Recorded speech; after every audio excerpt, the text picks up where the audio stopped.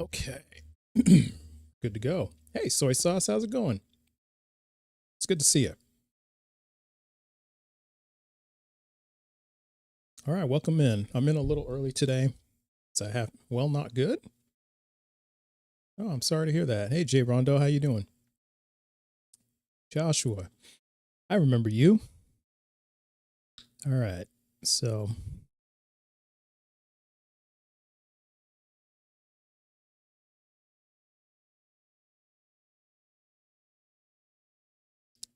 you were told to turn to Christ for saying you want to take estrogen?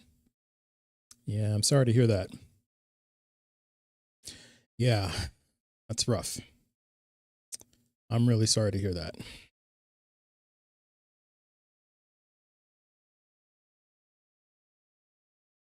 I think that oh, thank you, Joshua. Well, if you need to bend my ear in the Discord, you're more than welcome to, soy sauce.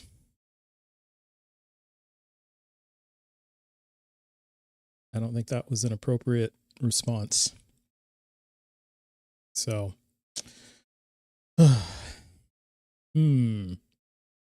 what should we do?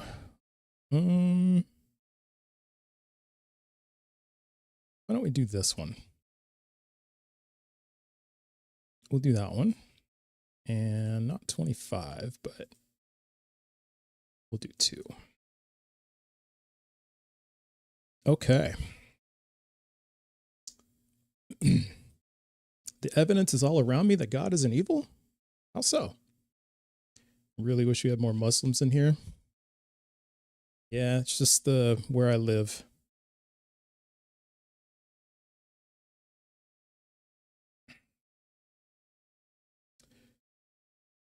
Cray, why you think God's evil?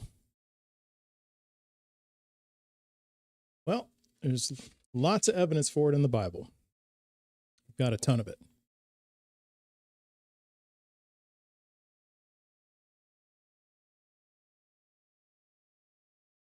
What made you think to ask this in all kindness? Because it's a very hard question to answer.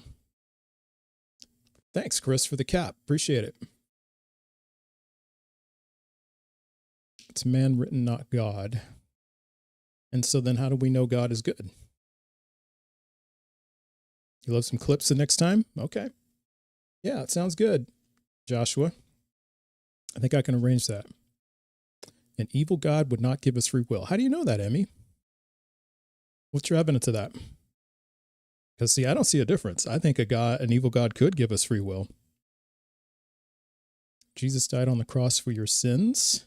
And Sean Christensen, again, how do we know that?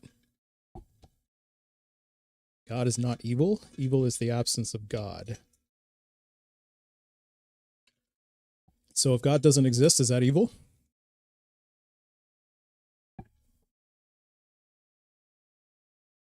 My 7-month-old daughter died in my arms. I'm really sorry to hear that. And I have found peace with that. Only God could bring that. Well, I'm glad you found peace, Lindsay. Yeah, user, you can jump on if you change your name. I'm not comfortable with the user 21653.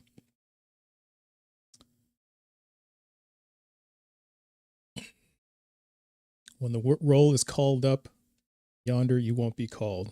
Okay. I don't know why that's important, Bubba. An evil God would force you to love him and follow him. How do you know that, Emmy?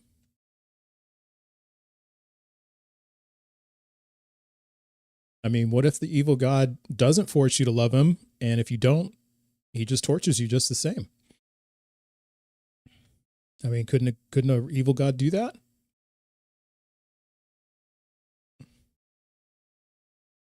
I read the book about Santa. That makes him real, right? Absolutely, Pibble Libby.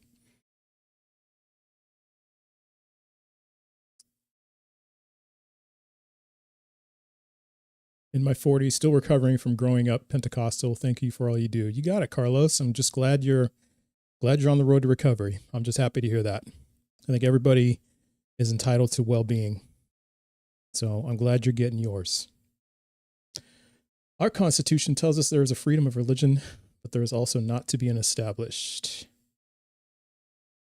Because God came down as a man and suffered the most brutal death to save us from eternal death. How do we know that? How do we know that's true, Gennaro?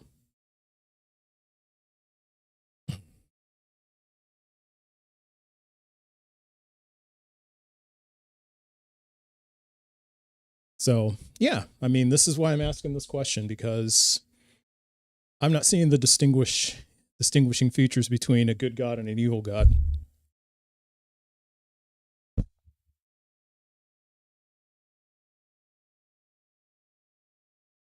Seems to me the evil God could do all the same things that this God in the Bible and the Torah and the Quran do. Okay, well, we've got a good number of people in the chat, 247 of you. That's awesome. So glad you're all here. I will be here until about 5:45 Eastern time, 5:30 Eastern time. So I've got a couple of goals that I'd like to hit for the today's live, because TikTok likes that. And okay, we've got some people in the guest queue. I'd like to remind you that if you're in the guest queue, please be at least 18 years old. That's TikTok terms of service. Please also, my boundary is I only want to talk to people who believe in the God of the Bible, the Quran, or the Torah. So please make sure you believe in one of those. Okay.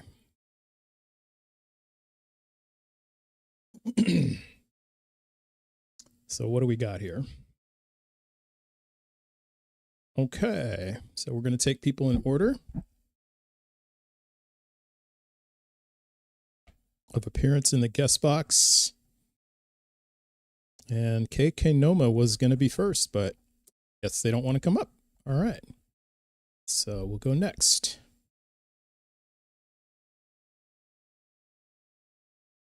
And okay. So we got the order. All right, I think we're ready to rock here. I can't tell what that symbol is. Looks like somebody's daughter in the profile picture, but I don't know what that is, so I'm just going to draw it, and I cannot draw for shit. So it is what it is. All right. Okay, so let's start with James. How's it going? Hi, how you doing? Doing well. Thanks for asking. For TikTok purposes, I just got to confirm. How old are you? I'm 26. Perfect. Excellent. Okay. Do you believe in the God of the Bible, the Torah, or the Quran? Yeah, I'm a Christian. Okay. And then what is your best evidence that God is not evil, not counting personal experience? Well, my actual opinion is that evil and suffering is necessary. Okay. I believe God can be evil, but it's not always a bad thing. Okay. Why is evil and suffering necessary? So I actually wrote a short paragraph on this recently. I'll read it out to you if you want. Okay. So suffering and evil, while inherently painful, often serve as catalysts for human growth and moral development. They forge character and resilience by challenging individuals to confront adversity and adapt, shaping strength and perseverance. Exposure to injustice and wrongdoing refines moral understanding, encouraging ethical reflection and thoughtful action. On a broader scale, collective suffering motivates societal progress, inspiring movements for justice, equality, and reform. Finally, the presence of evil and suffering highlights the value of goodness, peace, and kindness, creating contrast that allows joy and virtue to be truly appreciated. So yeah, that's what I wrote. Okay. Is all evil and suffering necessary? Well, so my opinion is that we don't live in a utopia, and that evil and suffering is necessary for human development and growth, and So say when there's a natural disaster, you see humanity in action with the collective cooperation, Hmm. Okay. and it just promotes progress. For example, if there's a child and one of their parents dies of cancer, that child then goes into cancer research and develops a cure for cancer. That's progress. Yeah. Yeah. So is it necessary for babies to have cancer? No, but then if that does happen, then the parents, they deal with that in their own way and they grow in their own way. Yeah. What's the benefit to the child? There is no benefit to the child dies. Yeah. And so we're okay with that?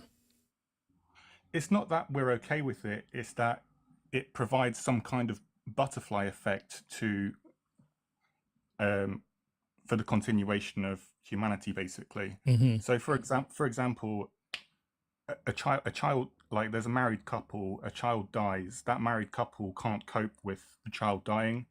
They get divorced and then remarry, and then one of the parents decides to have another child with another person, and that child goes on to cure cancer. Like that never would have happened without the butterfly effect. Hmm. So if I'm hearing you right, in that situation, the the the the parent in the first marriage, they could not have had another child to who would develop a cure for cancer. They had to Yeah. have a second marriage and divorce the first time, so go through all that pain in order for that child to cure cancer. Well, yeah, the child with the original parents, if they stuck together, might not have developed cancer, but with that new parent or new partner, should I say, has a child, they have a child together, and that child goes on to develop cancer Yeah. research. Yeah. Now, you would agree that God allows cancer, right? Yeah, yeah. Okay. And so that's within God's will. And is it a sin to defy God's will? Sorry, say that again. Is it a sin to defy God's will? Yeah, I'd say so. Okay. So isn't it a sin to defy God's will by curing cancer since that's part of God's will? No, because curing cancer would be a sign of progress in humanity. Yeah. So why is it here?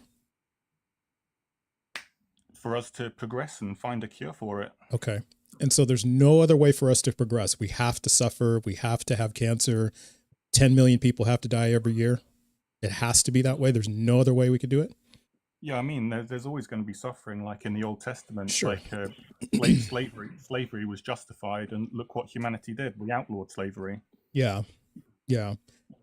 Now, did God know that like we would be trying to have a cure for cancer at this point in our lives or at this point in the timeline? Did God know that before he created everything? Well, I'm not too sure in my own opinion. Like hundreds of years ago, cancer research wasn't a thing, so it's a very new development. Right. I'm asking if God knew that we were going to try to cure cancer when he started existence. I'm just assuming you think he started existence. Yeah, I mean, I don't assume to know everything, but I just, in my opinion, he could just be seeing how everything plays out. Yeah. Cause I mean, the struggle for me, James, is I can't really distinguish the difference, like how this world works, Yeah, how this world is all constructed, situated, however you want to make it, how this world is. I can't, if there is a God, I cannot distinguish the difference between if that God is good or evil. yeah. Um, So yeah.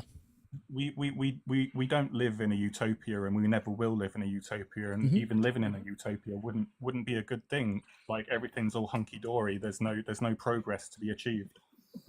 So is heaven not a good place then? Because that sounds like a utopia. Yeah, so I guess the to be saved by Jesus, in a sense, to go to heaven and live that utopia. Yeah. I guess I'm just trying to understand, because you said we need suffering for growth.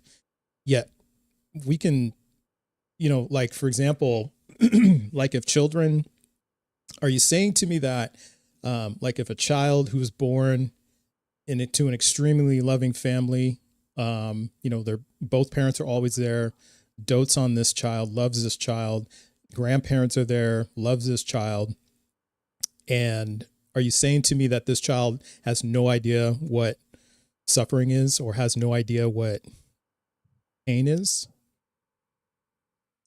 Uh, sorry, you're talking about a newborn child. Yeah, That's like a experience. child. Yeah, child born into an Yeah. extremely loving family. So this child is going to be stunted like developmentally because it's born into an extremely loving family. Well, it will still experience external suffering through, I don't know, maybe it gets bullied in childhood. I don't know. It Yeah. happens. So like before it encounters other kids, are you saying that it's going to be like developmentally stunted because it hasn't experienced any pain or suffering up to that point? Up to what point? 2, 3, 4 years old? Yeah, yeah. Like when it first meets other kids, like, when it starts socializing with other kids, when it would probably maybe experience bullying. So, I mean, anything can happen up until 4 years old. Maybe one of the parents dies. Maybe one of the siblings dies. yeah, I'm not talking about that. I'm talking about both parents are there, grandparents are there. It's an extremely loving family. It's completely doted on. It's fed when it needs to be fed. It's cared for when it needs to be cared for, bathed when it needs to be bathed. Parents read to it, bedtimes, all that stuff.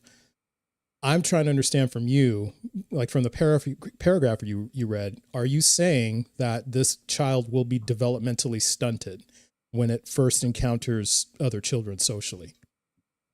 I mean, yeah, when you put it the way you have, so that would sound like a kind of utopia in a sense, up until a point where it experiences suffering at 5, 6, 7 years old. Yeah. So would it be stunted, or like where would it be developmentally? Yeah, it's a good question. I would say it probably would be stunted in some way because it doesn't know anything else other than good. Hmm. And where's your evidence for that? Do you have like a research paper or anything like that that demonstrates that? No, it's just my opinion. It's just your opinion. Okay, but you don't have any, like, is it like a belief? Is it like how did you form this opinion? Like where did you get this information in order to form this opinion? So I've only actually been Christian for less than 2 months, and Hmm. within that 2 months, I've just been doing a lot of research into philosophy, the history of Christianity. So yeah, it's just my own personal beliefs at the moment. Okay, I got it. Um, and so well then how do we know this is actually true what you're saying then? Well, you don't. You just have to take it on face value. Like, I just saw your TikTok and saw what you were talking about, That's and I fair. thought I'd join in the chat. That's fair. Um, I'm not trying to persuade anyone that God is not evil or there is a God or anything like that. I'm just giving my opinions. okay. Um, but we don't have like, so if we found research that demonstrates that people don't have to suffer in order to grow and develop, like children don't have to suffer, what would that do to your opinion? Sorry, say that again. If we found research that, like scientific research that demonstrates that kids don't have to endure suffering in order to developmentally grow, what would that do to your opinion?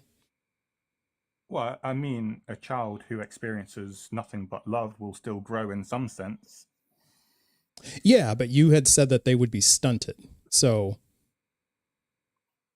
that's what I'm. Yes, that's stunted in the sense of, well, I'm sure the child will be told off for whatever reason. The child's not going to get whatever it wants. Maybe the parent doesn't buy it an ice cream and it starts kicking and screaming like it's experienced suffering in that sense. Okay. Okay. Well, is that really suffering? Well, it's not getting what they want at the end of the day. Yeah, but I mean, is that actually suffering? Not suffering, but I would say it's not getting what it wants. Okay. Are you familiar with adverse childhood experiences? Um, do you mean negative experiences in childhood? Yeah, it's basically that, but they call it ACEs. It's called adverse childhood experiences. It's basically a determinant of kids who experience trauma. Yeah, yeah. Go ahead. Okay, so essentially, um, they've done studies on the effect of trauma on brain development of children, and um, so childhood adversity, like family instability. So like, would it be fair to say that if a parent dies of cancer, that would be family instability? Yeah, I guess if one of the parent dies during the child's childhood and Hmm. there's no one there to replace that father figure or mother figure, then that's going to be a little bit of a problem. Yeah, right. And then there's other types of family instability like divorce, having to go between, like a parent being away from the child for, an unnecessary period of time, things like that. There's neglect, there's abuse, things like that. Are you aware that it's strongly linked to worse mental, physical, and cognitive outcomes, that actually children are developmentally stunted when they experience childhood adversity? Yeah, so I'm a child of divorce, and I didn't take it well, but I dealt with it in my own way and grew from it in my own way. Hmm. Sure. Um, but I'm saying that there's like scientific studies on this. So even though you may feel like you have like overcome that, what I'm saying to you is that um, there is a measurable impact, a measurable negative impact to children's developmental growth. Yeah, I mean, a lot of these adverse childhoods that people experience, their lives go into a downward spiral. They start taking drugs and alcohol when they turn 16, 17, 18, and Hmm. it's just a downward spiral from there. And they just need to try and get the help that they can. Yeah. Well, wouldn't that be evidence against what you're saying then? Yeah, in a sense, yeah, and then they can deal with it in their own way. Right. Right. I'm saying though that these things lead to, they call them psychopathology. So like what you said, development of addictions, depression, anxiety, trauma disorders, personality disorders. We have evidence that a lot of people who have like narcissistic personality disorder and are serial unalivers, people who commit crimes, um, overwhelmingly come from backgrounds where they had significant childhood adversity, like abuse, neglect, family instability, etc. So what I'm trying to understand from you is how is this a good thing? I'm not saying it's a good thing. I'm just saying it's a consequence of humanity. Yeah, well, I guess I'm so then I guess the other part of it is you said it's necessary. So why is it necessary? Uh, well, I guess if someone's in this downward spiral and then there's no way out of it, and they do end up unaliving themselves, that's going to affect other people in a sense, and Yeah. then the butterfly effect just goes on from there. Hmm. But wouldn't that, I mean, because if they have family and people who love them, like, I don't know, imagine someone you're extremely close to, you just find out, later today that they've unalived themselves. I mean, how would that make you feel? Wouldn't that But be, yeah, so wouldn't that be devastating? it would, and I would deal with it in my own way. I'd either grow from it or I would not grow from it and go on that downward spiral. Yeah, I hear it. So I'm trying to understand from you then, like if we have, like I said, we have, research that indicates this is not good for people. Um, and it's not even necessary for people. Yet you're maintaining that it's necessary. And so I'm trying to understand, because Yeah, no, you no. went through something, that it's now necessary, that people have to go through suffering. Yeah, I mean, I've got no research or figures on this, but if you speak to people who have gone maybe through rehab, drug addiction, all of those kind of things, Yeah, you're speaking to if one. you You're yeah, speaking. right. Yeah. So if you ask that person, are you proud of who you are today? I would say the majority of them would say yes, yes, I am proud of what I've accomplished. Yeah. I would say the same thing. I'll be 13 years sober in February 13th, Yeah, 2026. So, and you're proud of yourself. well, yeah, I'm proud of myself for overcoming that, but no fucking way I want to go through that again. I No, but mean, you've experienced it. I experienced it, yet if you're going to tell me that it was necessary for me, are you really going to tell me that? I mean, with your experience, have you helped any other people Of course who I are going have. through? Exactly. Are, So there but we go. are you saying, James, that it's impossible for me to help other people had I not gone through that? No, but what you've gone through with your experience, you've potentially helped multiple other people in their negative experiences. Yeah. And I could have So done the same what? thing without having to go through that. That's what I'm saying. Why did Yeah, I but have to, why was it necessary for me to go through that in order to help other people, in order to say I'm proud of myself and all that stuff? I mean, I could have said all of that without having to go through all of the abuse and childhood Yeah. adversity that I went through.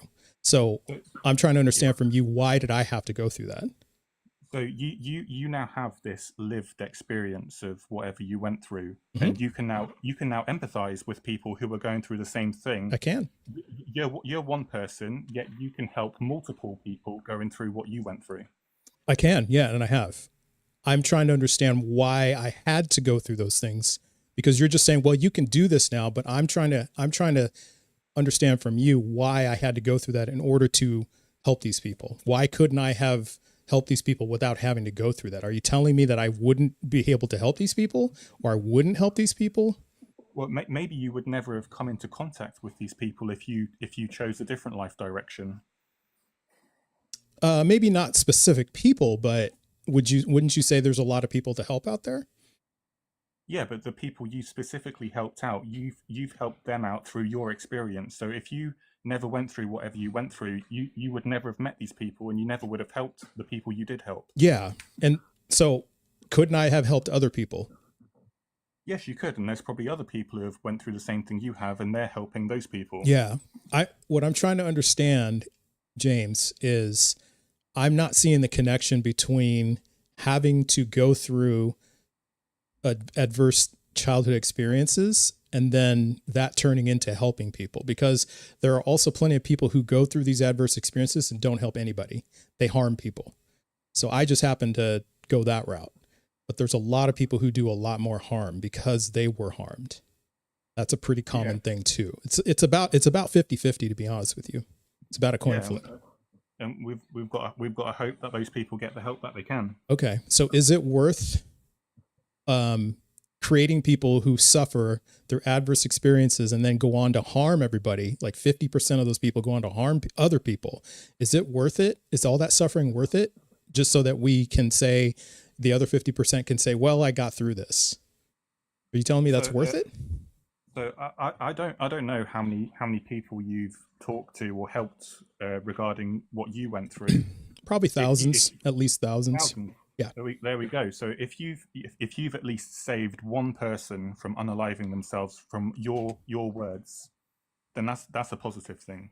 Yeah, I agree. I still don't see the link between why couldn't I have done that without having to go through the experiences I went through. Because you wouldn't have the same lived in experience, and they wouldn't be hearing what you're saying as best as they could. Uh huh. And so that's the most effective way, because we do have a lot of like researchers who haven't gone through these experiences that are doing the research on this, that understand, what the pain, what the suffering is about. Are you saying they're incapable of helping people? No, but if I was in a bad situation, I would rather talk to you who has the lived experience than someone who's a researcher. I see. Okay, hold that thought, James. We got to do a kick pull. Good talk so far, though. All right. No, So yeah, I'm enjoying it. yeah, me too. All right. So we're at the 20-minute mark and having a talk with James. So I'm going to start the kick poll. So tap the happy face if you want to see James stay another 20 minutes, or the crying face if you want us to move on to the next guest. And please be sure to tap one of the faces and not enter something on the chat bar. Don't type anything on the chat because your vote won't count. Oh, pretty close. And I'll take the opportunity to. I'm doing better than I thought I was. Yeah. Yeah, it's not bad at all. Not bad. Yeah, I had one the other day. It was pretty bad, James, and it was like 4 to stay and 46 to go. It was pretty bad. So this is nothing to be ashamed of at all. No, Yeah. I'm getting into the debating scene, so Okay. I'm still new to it. Okay, I got you. So, well, I mean, I appreciate your cordiality and and your expression, the way you express yourself. So I really appreciate that. But hey, I did enjoy the conversation. So come back another day and we can, because I do take notes, so we can pick up where we left off. I'd Yeah, really no, like to talk about it likewise, yeah. further. Yeah, I'll give you a follow, and yeah, speak Sounds to you good. soon. All right. Have a good day, James. Take care. Bye bye. Yeah, it was a pretty good talk. Although I will say that, yeah, we do have evidence that you don't have to go through like trauma in order to in order to help people or anything like that. There's lots of people who go through, who don't go through trauma, I should say, and they're able to help people. They're able to reach people. So, I mean, if it was up to me, I'd rather not have gone through all that in order to reach people. I would hope that I had the amount of empathy needed in order to reach people. Put myself on. Yeah. I think if I put myself on Satke, that would be like the epitome of narcissism, right? I'm just going to talk to myself. So that's pretty funny though. Okay. So let's look at this list here. Let's see. Okay. We have A. Nicole that's back. It's good to see you again. Satke. I think I remember talking to you, Satke. Either that or I remember you being in the guest queue. Can't remember. Orthodox BD Jovis Chink 100. Okay. All right. Are we gauging negative based off of our feelings or the actual impact? I would say greed the actual impact. I mean, at least that's what researchers do. So that's the way I look at it. And I think everybody does that. And welcome Vetus0102 on Twitch. Good to see you. Glad you're here. So I'll even reply to you in the chat.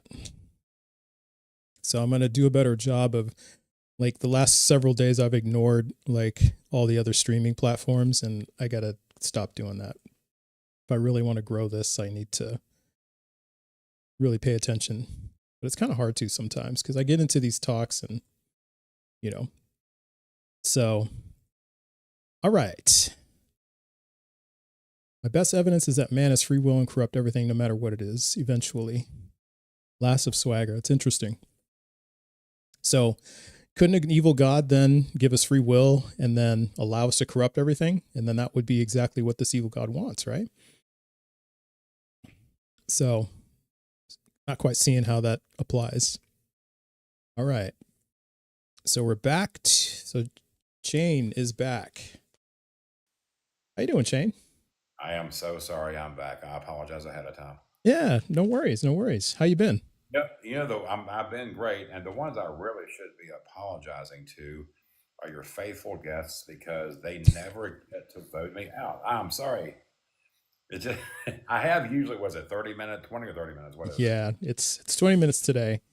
20 minutes. Yeah. Okay. I usually have that, and then I gotta roll and get some things done. So no, always great talking to you. Yeah, likewise. So I'm trying to, because I saw your DM over the weekend, and I know there was something I was supposed to send you, and I totally forgot what it is. So it was the name of a certain disease I had never heard of. You mentioned it. And so just DM it when you can. I said it might have started with an L, but I could be way off about that. That was Leishmanian, Leishmanian disease. Oh, that was Leishmanian syndrome. That's what it is. Yeah, Leishmanian. And I can throw some other ones in there. I can throw anencephaly and Edwards 18, trisomy 18 or Edwards syndrome. And there's a few in there that I can throw in there. So I'll give you a nice little list. Okay, I'll remember that. Okay, all right, great. So the question I would ask you is, I'm just looking at the question, what's your best evidence that God is not evil? And so I think one of the primary difficulties I may have answering it is evil is there by itself. What do we do with the reality of good? What do we do with the reality of good? In other words, we recognize there's such a thing as evil. There are things that happen that are evil, that are bad. There is lots of evil in the Bible. Lots of evil events take place. That's just recorded history. But then, or outside the Bible, a lot of evil happens, our own country, elsewhere. But then what about the good that happens? Okay. And so if I'm hearing you right, you're saying that that if there was an evil God, that there would be no good? No. Well, I'm saying since we recognize the fact that there is evil, Hmm. And then some people posit the question, why is God evil? Others say, well, no, he's not evil, and here's why. But regardless, what do we do then with the good? Because there has to be good, otherwise we wouldn't be able to conceptualize of evil. Hmm. We Okay. conceptualize of things by their diametric opposites, right? Yeah, I would say by identity. Um, Mhm.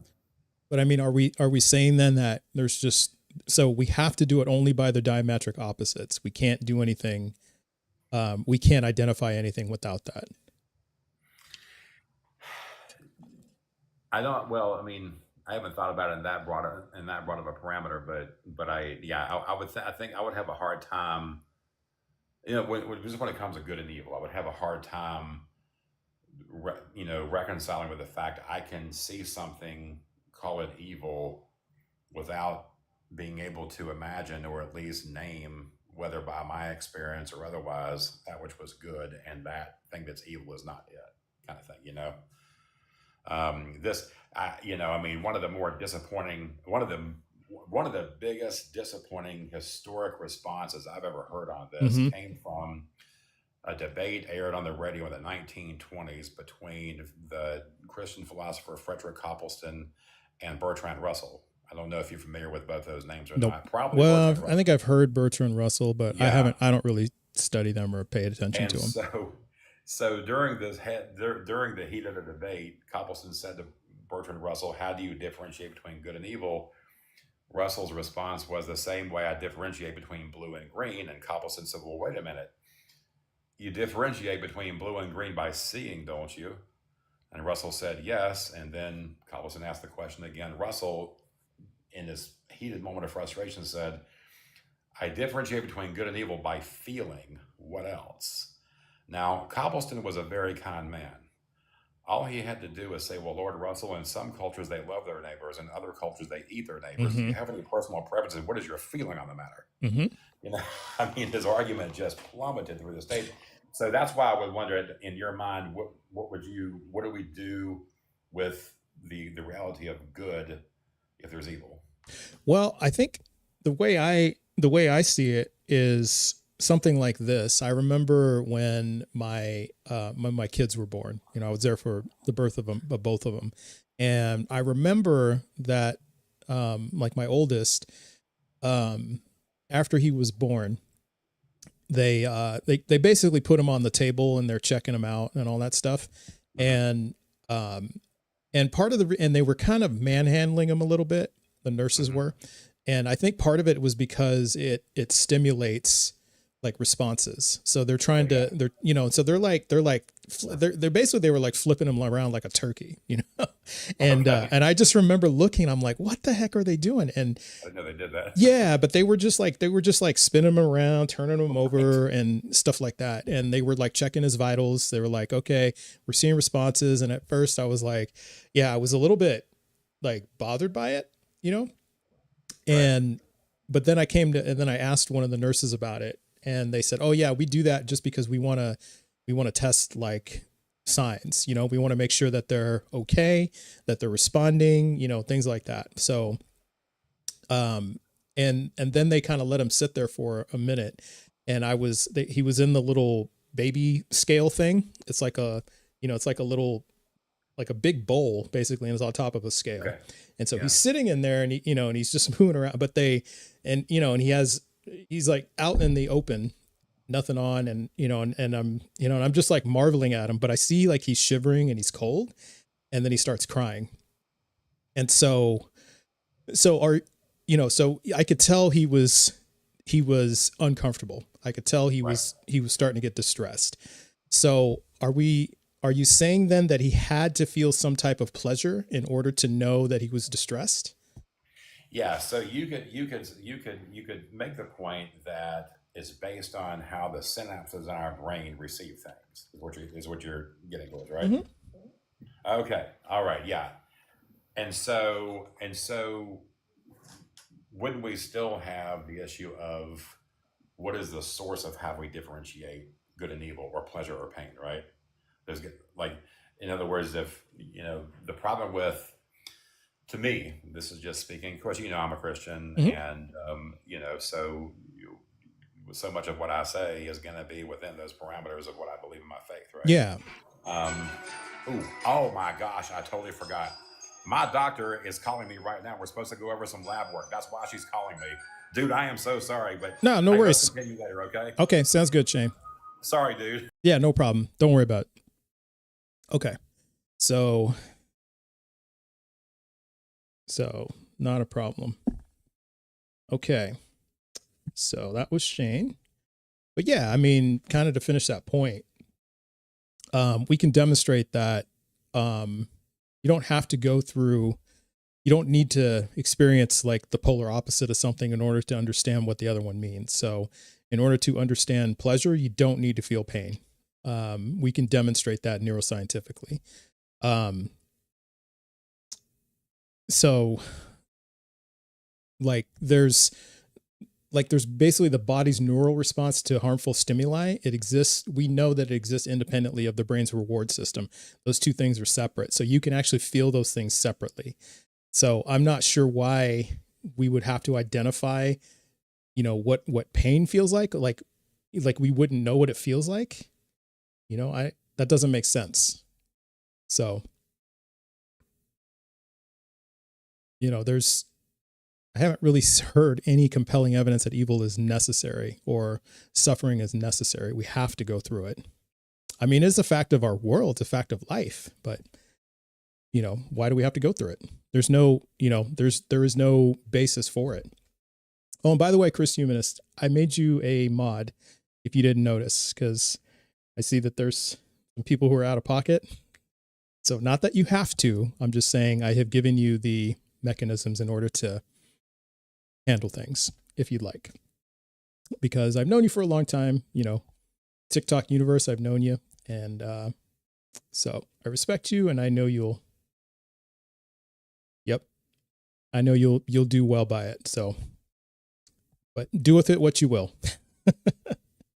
I'm not really paying it. Yeah. I'm not paying attention to the chat. How do you know what evil is if you don't have anything to compare it to, which is the good? And that's the thing, Daisy Lou. We have neuroscientific evidence that we can identify things that are quote unquote bad for us, including things that we would consider evil.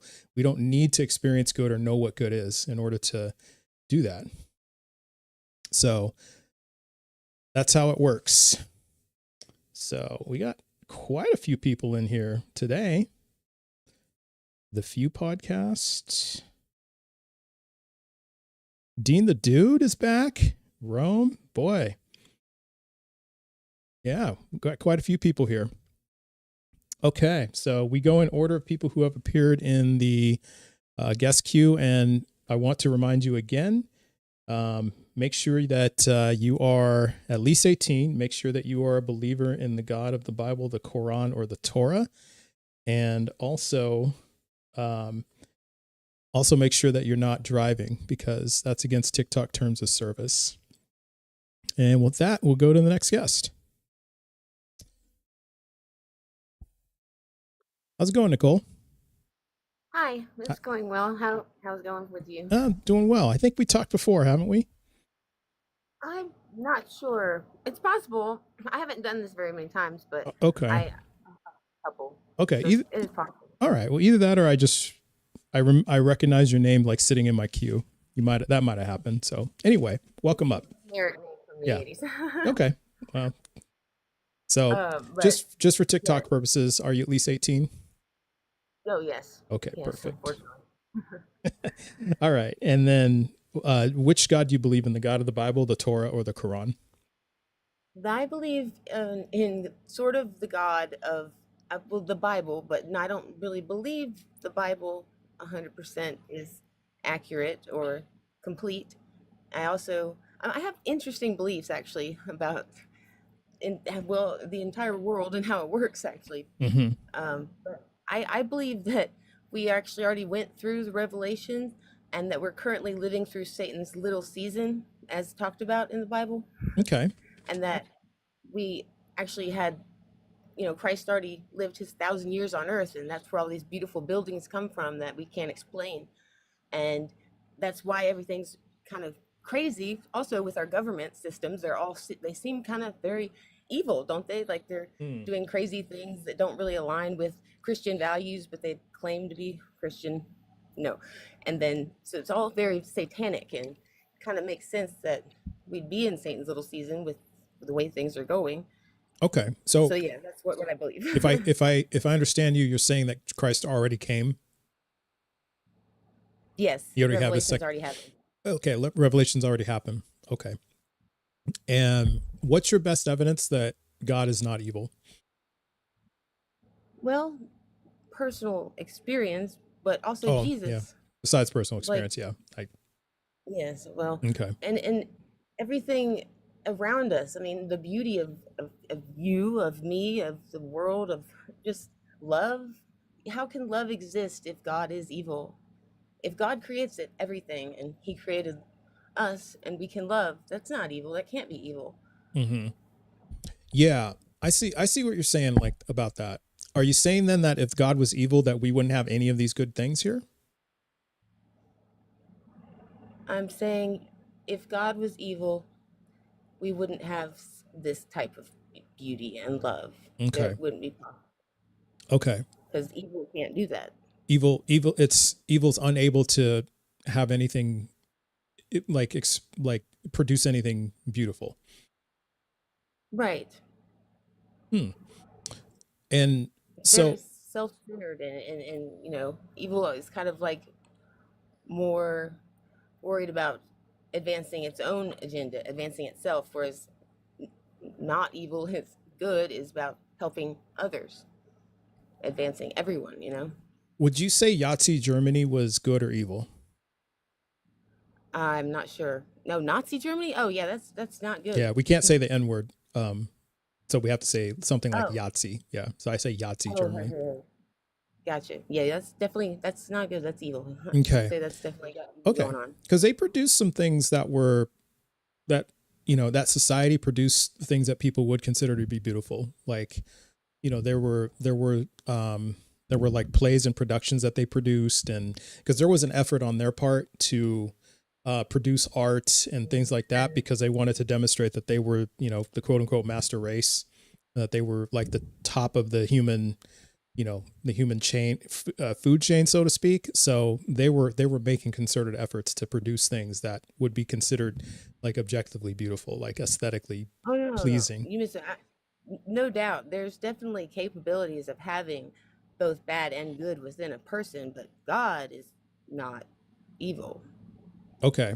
And why is God so like an evil God? Why is an evil God the exception? Why didn't an evil God be incapable of producing anything beautiful and good?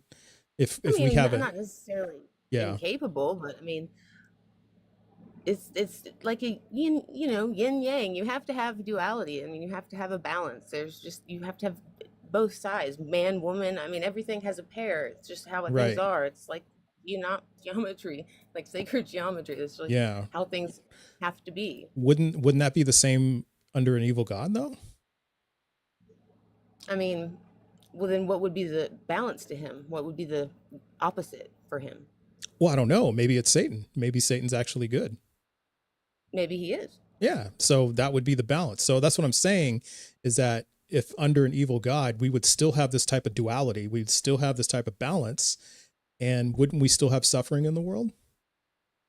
Oh, yeah, unfortunately we would. Yeah. I don't necessarily think it's necessary and that we have to have suffering to be able to become better people. I think it's just an I unfortunate agree. thing Yeah. that God somehow allows some people to actually come out on top from, Okay. thankfully. Okay. So I'm trying to understand like how we know then that this God is not evil.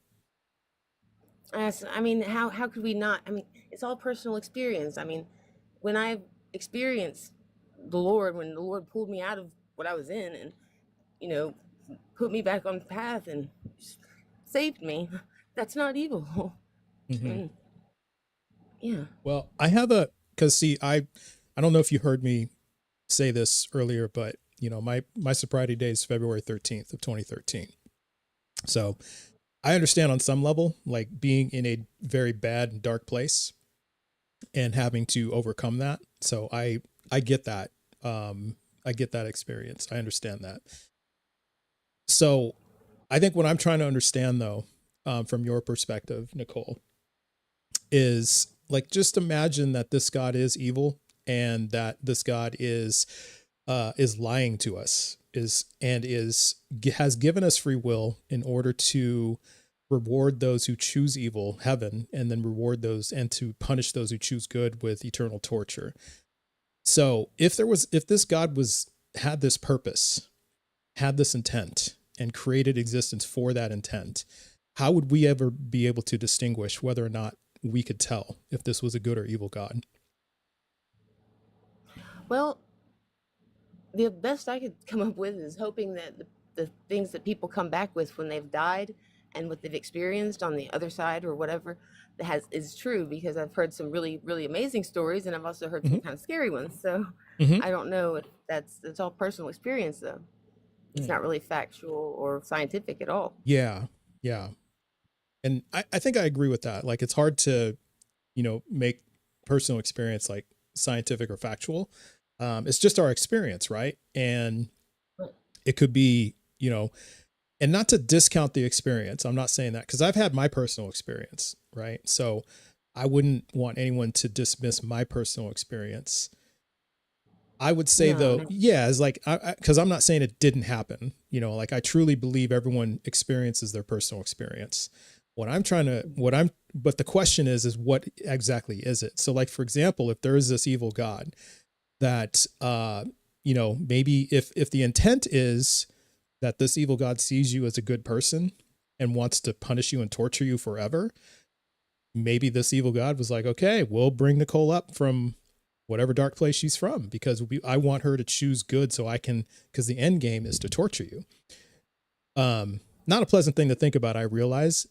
I'm just trying to understand how we how could we find out and how could we tell?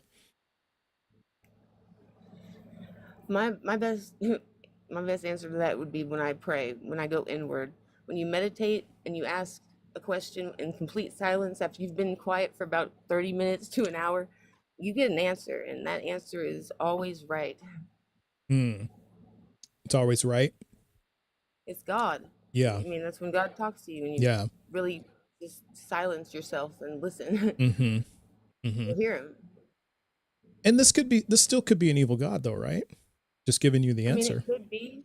It could be. I'd like to think it's not, though. And Well, of course, I yeah. want to I say don't that think anyone people wants to are think it's affected. an evil God, right? Yeah, nobody wants to think that. Yeah, I hear I that. mean, I know it seems like there's a lot of evil going around in the world and stuff, but it seems to me like there's more good than evil. Yeah, I think the part for me, Nicole, is that when I look at the world, and if there's a God who is good, that has either created this world or is running this world, however, because there's like different flavors of the belief, right? Of a creator God. A lot of things about that don't add up and make sense. So like, if this God is, True. like if this God is good, why do we have genetic disorders? Why do children have to suffer from birth? Well, that's a good question. I want to say that it's not God doing that, but he says that it is in the Bible. It says that Yeah. he claims he first. So I mean, whatever reason there has to be suffering, I'm not Yeah. sure why that really is. But it does seem like a lot of people manage to turn their suffering into I don't want to say growth, but somehow positive outcome, Sure. a silver Yeah. lining. Yeah. And I had a pretty long conversation about with my first guest about that.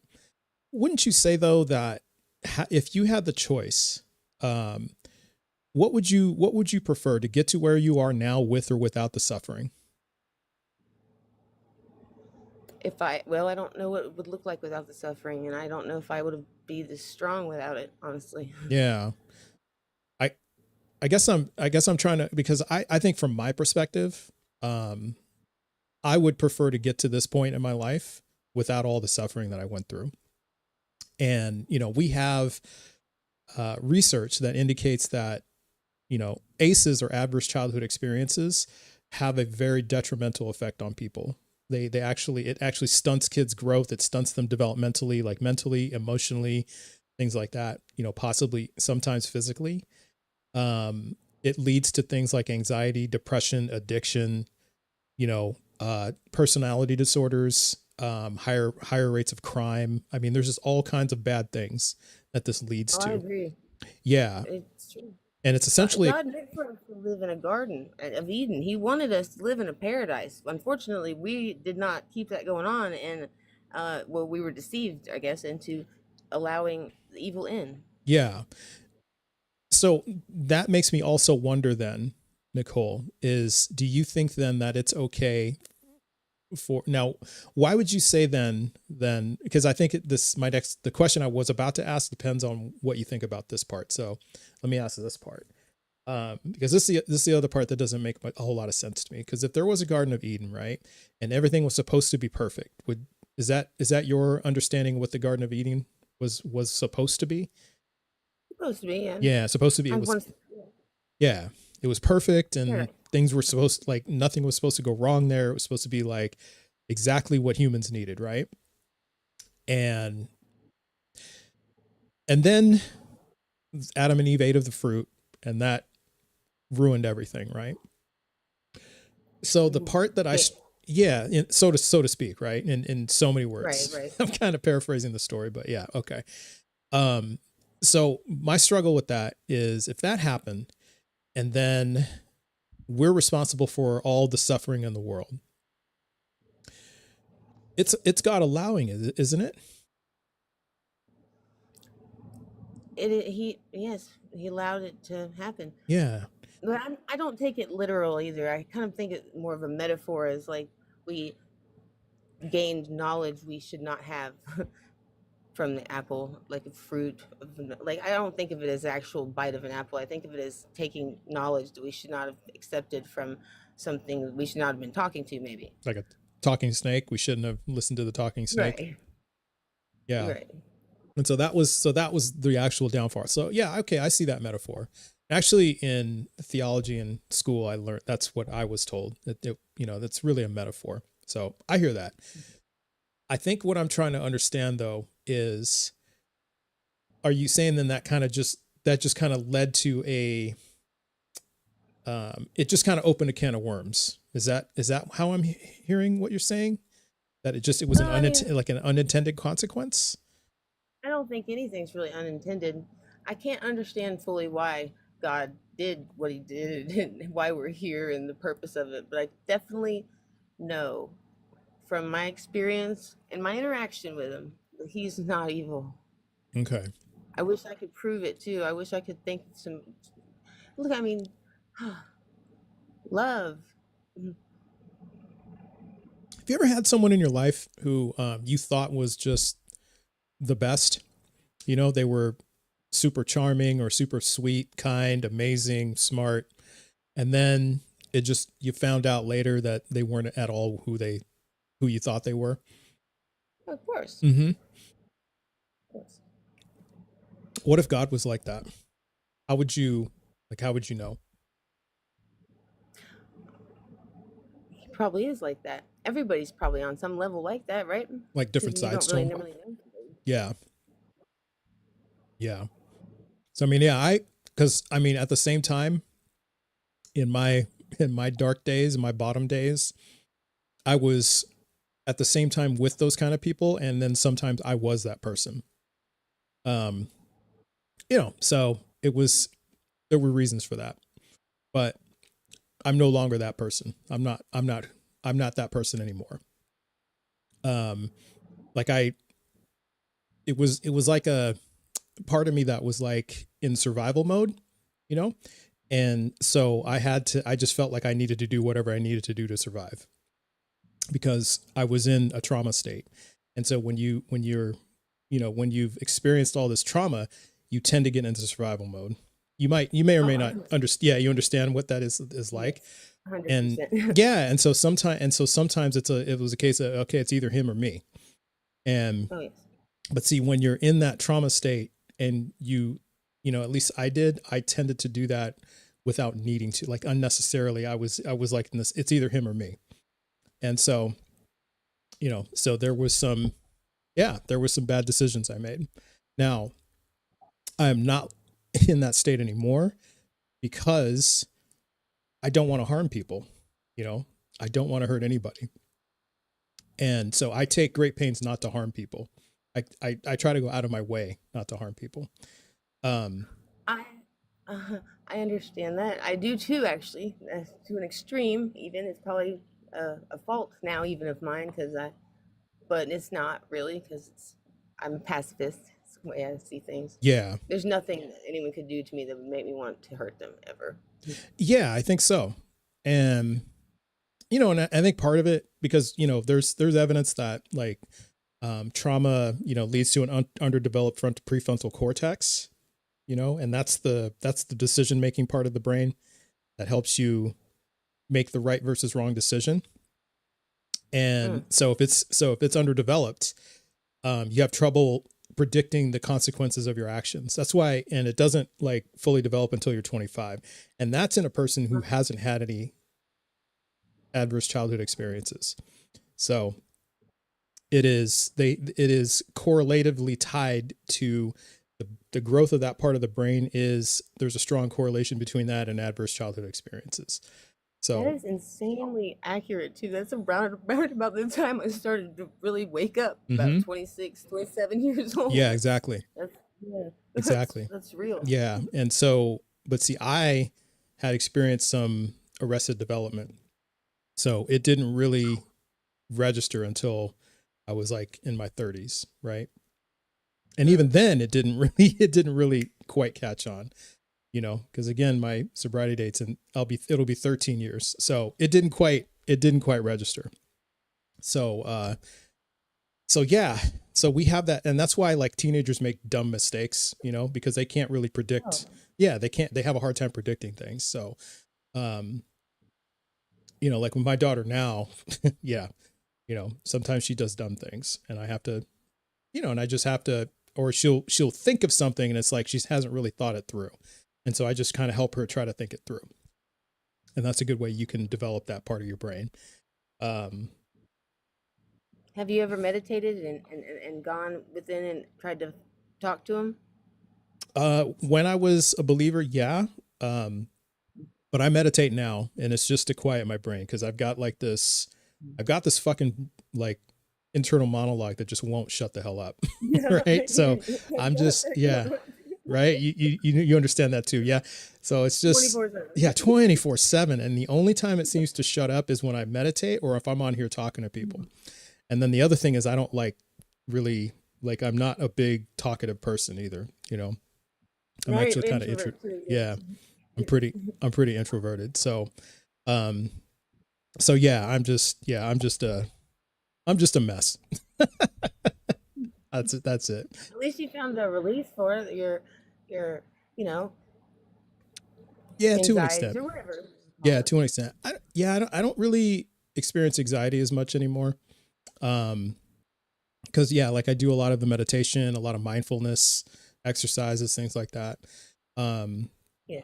You know, like just for like emotional like regulation and things like that. But doesn't, you know, it's not like 100% perfect. You know, I lose my cool sometimes. But hold that thought, Nicole. We got to do a kick pull. But I've really enjoyed this conversation. So yeah. All right. So same thing, Nicole. We've had a pretty good conversation. So I'm going to start the kick poll. Happy face if you'd like Nicole to stay another 20 minutes, or crying face if you'd like to see the next guest. But hey, no matter what happens, Nicole, it's been a really good talk. So, you know, I do appreciate it. You've been pleasant to talk to. Too. I like somebody that doesn't agree with me, so I can debate. I like debating; it's fun. Sure. I think, you know, just you can debate without having to get like confrontational or upset or anything like that. You know, Well, yeah, we can't all think the same thing. right? That would be Sure, boring. sure, exactly. You know, but I mean, don't get me wrong. There are people who do push my buttons. I mean, they're my buttons ultimately, but you know, there's everybody like that, right? And Oh yeah. and so, you know, I'm human just like everybody else. But yeah, you've been a great guest. Yeah. So they want to see the next person, but I would ask everyone to give Nicole a big W. And if you've got a penny, you know, give Nicole a penny because I think she was a great guest. And I really enjoed the Thank you. conversation. Yeah. Well, hey, I appreciate you coming up, and I'd love to have you come back another time so that we could explore some of the other things that we were talking about. There were a couple of other things that came up, but yeah, if anything else, please come back another time. I'd love to talk to you more. Definitely, All right. definitely. I enjoyed it a lot. Yeah, me Thank too. you. All right. Take care, Nicole. Have a good day. You too. All right. All right. Yeah, it was a good talk. It was pleasant. And yeah, they got rid of them because they want to do that super fan thing. And I'm like, I know they got rid of all my stickers and all that mess. I think I'm going to have to do it for fans. Yeah, I think I'm just going to transfer it to fans, and then I got to make better ones for like the super fans and the subscribers. So, yeah, I got to work on that. It sucks. I'm disappointed in that. So this whole super fan thing just kind of messed everything up. So people say the Big Bang never existed or are ignorant of well-known info. Yeah, I got to agree with that, Best Aiden.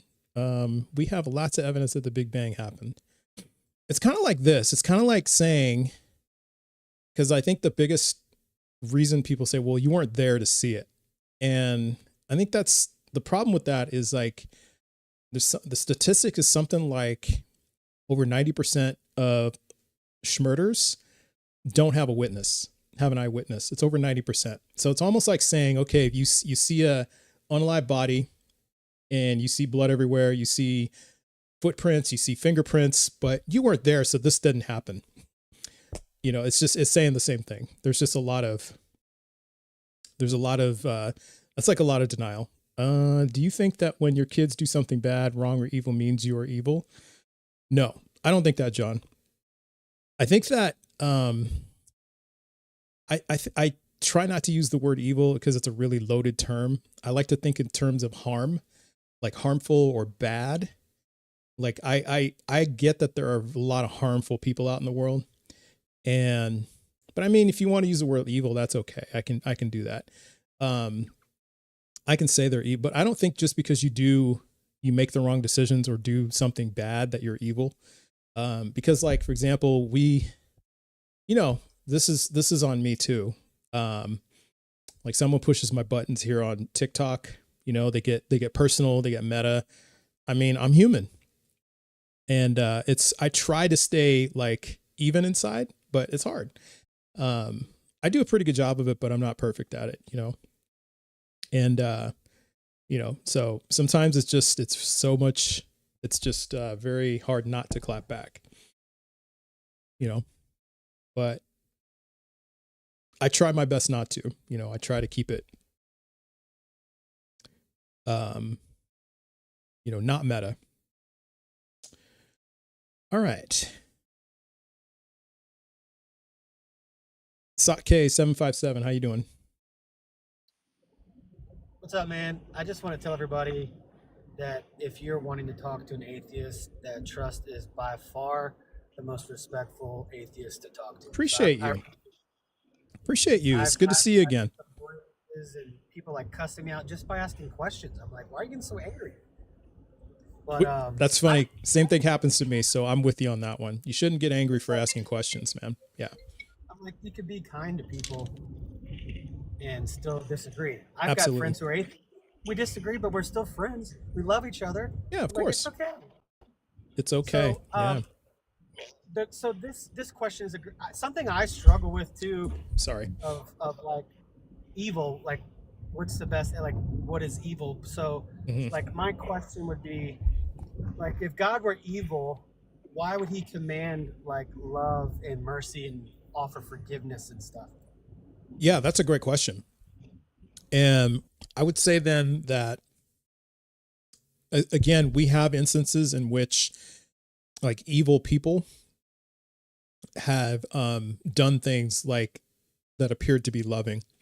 Like, for example, serial unalivers have had families, that they had children, they had long marriages, that appeared to be all on the up and up.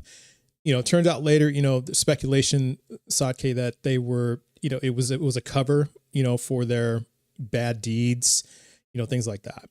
And So you do make a good point, and I'm not gonna like wipe away what you're saying.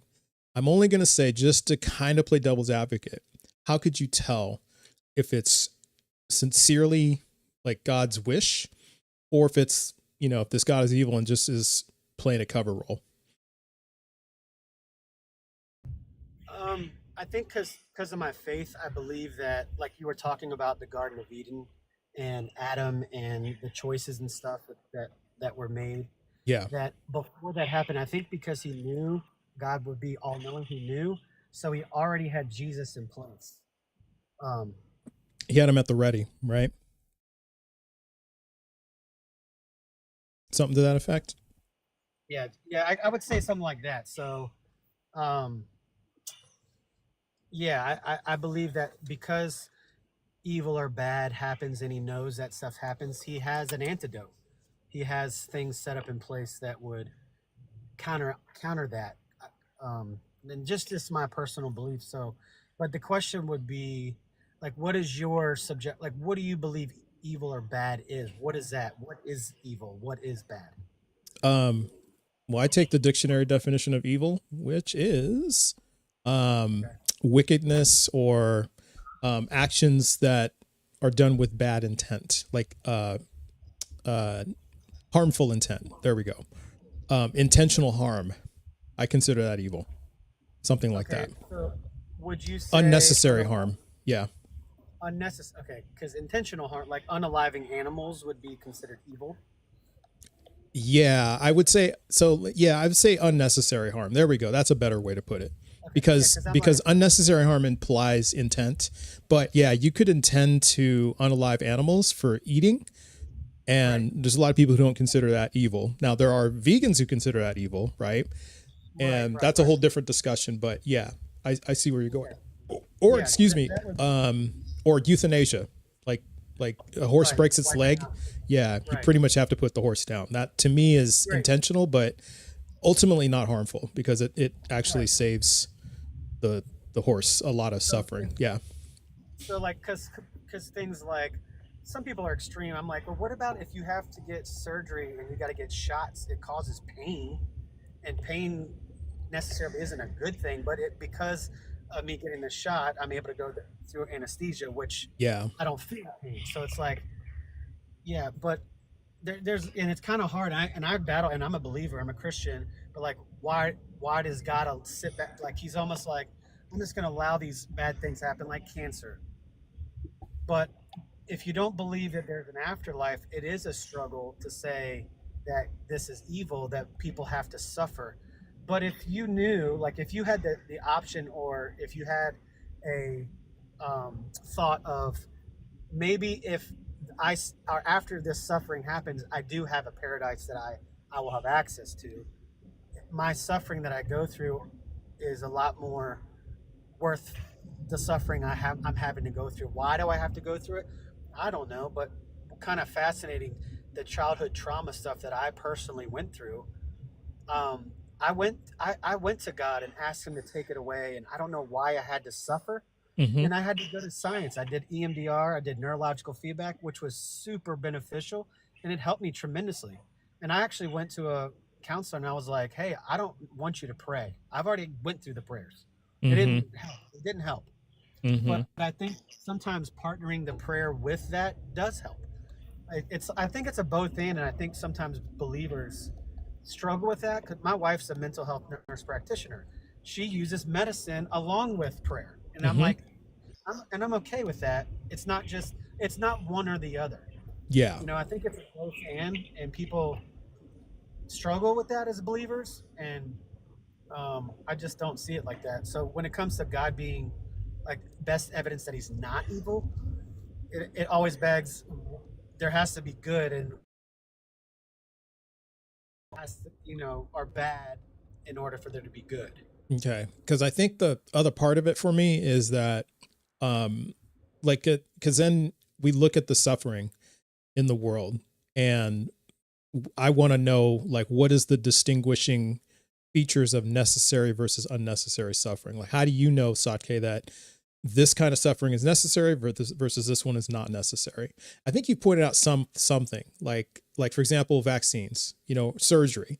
That seems to me like necessary suffering, right? Because that, unless you're going through those for absolutely no reason, but most of the time we do those things because there's a reason to do it. It's going to be life-saving, or it's going to make our life better, or something like that, right? It's going to lead to long-term, it's going to lead to less suffering in the long run.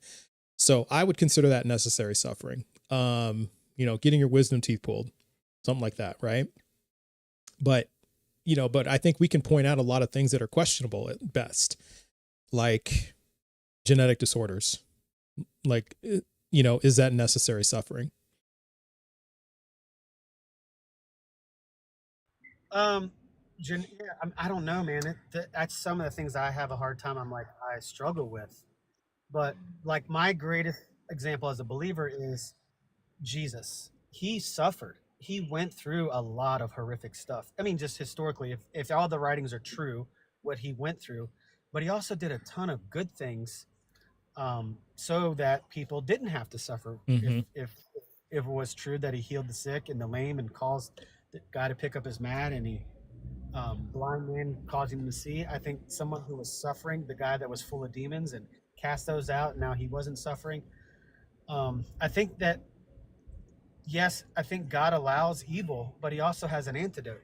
So I think that's what makes him, I would say, is a good and loving God. Just like if you are a father and your kids make decisions and do things, you allow them because they have their own choices, but that doesn't make you as their father evil or bad because the choices and decisions they make.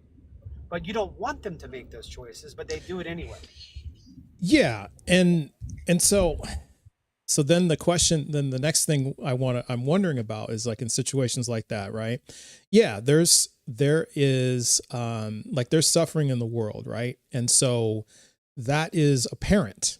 And so when we as parents want to not shield our kids entirely from suffering, I think that's to prepare them, to let them know, hey, you're gonna experience stuff like this. You gotta, you gotta be prepared for it, right? I'm just trying to, but see, the part is that I'm still not clear on why, because you did say, hey man, I don't know about genetic disorders, that seems really questionable to me. So then if we kind of go all the way back to why a good God would have to allow stuff like that, like what's the point of a child that has, I don't know if you know what Edwards syndrome is. It's a pretty horrific disease, and it's genetic. It's a genetic disorder. It's not caused by environment, not caused by parental decisions. Like, if they had used D-Rugs in their youth, things like that. It is purely a genetic disorder, and it is something that they pass on, and there's nothing you can do to not pass it on. If you are a carrier, you're gonna, you have a 50% chance you're going to pass it on. Like sickle cell. Something like that. Yeah. It's just how you're built. And then if you have things like Psalm 139:13 that says, God stitched all babies in the womb, formed them in the womb. Did God form them with Edwards syndrome? And the outcome of this is the baby is born, basically they feel like they're on fire. So right. It's immense suffering. They're blind, they're developmentally delayed, they're mentally disabled, they can't hear, so they're blind, they're deaf, they can't talk, and then their pain receptors are just on fire all the time. And it's a horrific, and most of the fetuses are aborted, like they miscarry. The ones that are born, most of them die within a few days to a few months, but there are some who will live for years. And so that's the part I'm trying to understand, is why is that necessary? Why is a God determined that's necessary? Yeah, that's great. I think it was going back to the Garden of Eden, when there was no suffering or bad, and he told Adam and Eve, if you eat of this tree of good and evil, you'll understand what that is. And because of that, the earth was cursed. Okay. And I think that from that there was suffering, and that causes suffering. but there's also, I think there's an antidote to the suffering. There's a lot of, like, I have a diagnosis of 28 years old with rheumatoid arthritis. Mm. I'm pretty healthy, but it flares up. Like, we had a bad storm and my body was in so much pain. You just went on fire. That sucks, man. Yeah. And Yeah. I'm like, my wife feels terrible and she's like, I don't know what to do. So I got to get prednisone to help, but then it goes away. I don't know why. I'm like, but it sucks. And I'm like, I know for me, my hope is that what I do is I'm taking a risk by saying, okay, I believe that the Bible is true, that even though I'm suffering, that I have a paradise I'll live in. And I hope that I live my life this way, and if I die and it's not true, at least I lived a good life and followed good morals. I say I follow Jesus, because Christians, some Christians that consider themselves Christians they're cuckoo. But I'm like, I follow the teachings of Jesus. I'm kind to people. We love, we give, we serve, we help. And if I do that and I find out it's not true, I lived a good life. And if it is true, then awesome. So the suffering, I just think that is part of it. My wife, in 18 years, she was a pediatric oncologist for 18 years before she became mental So health she's seen her practitioner. share. So she's seen all the suffering. She's seen her share. Yeah. Oh my gosh, bro. It's awful. Yeah. The first time I went to the hospital, I saw a 6-month-old baby with a tumor, and that was the last time I could go, because I was like, it crushed It's horrific. me, 'cause Yeah. I want to help her. Yeah. I'm like, I'll take that. He didn't deserve it, and I don't understand it sometimes, but I'm just like, I don't understand why. I just know that for me, my hope is that they won't have to suffer anymore.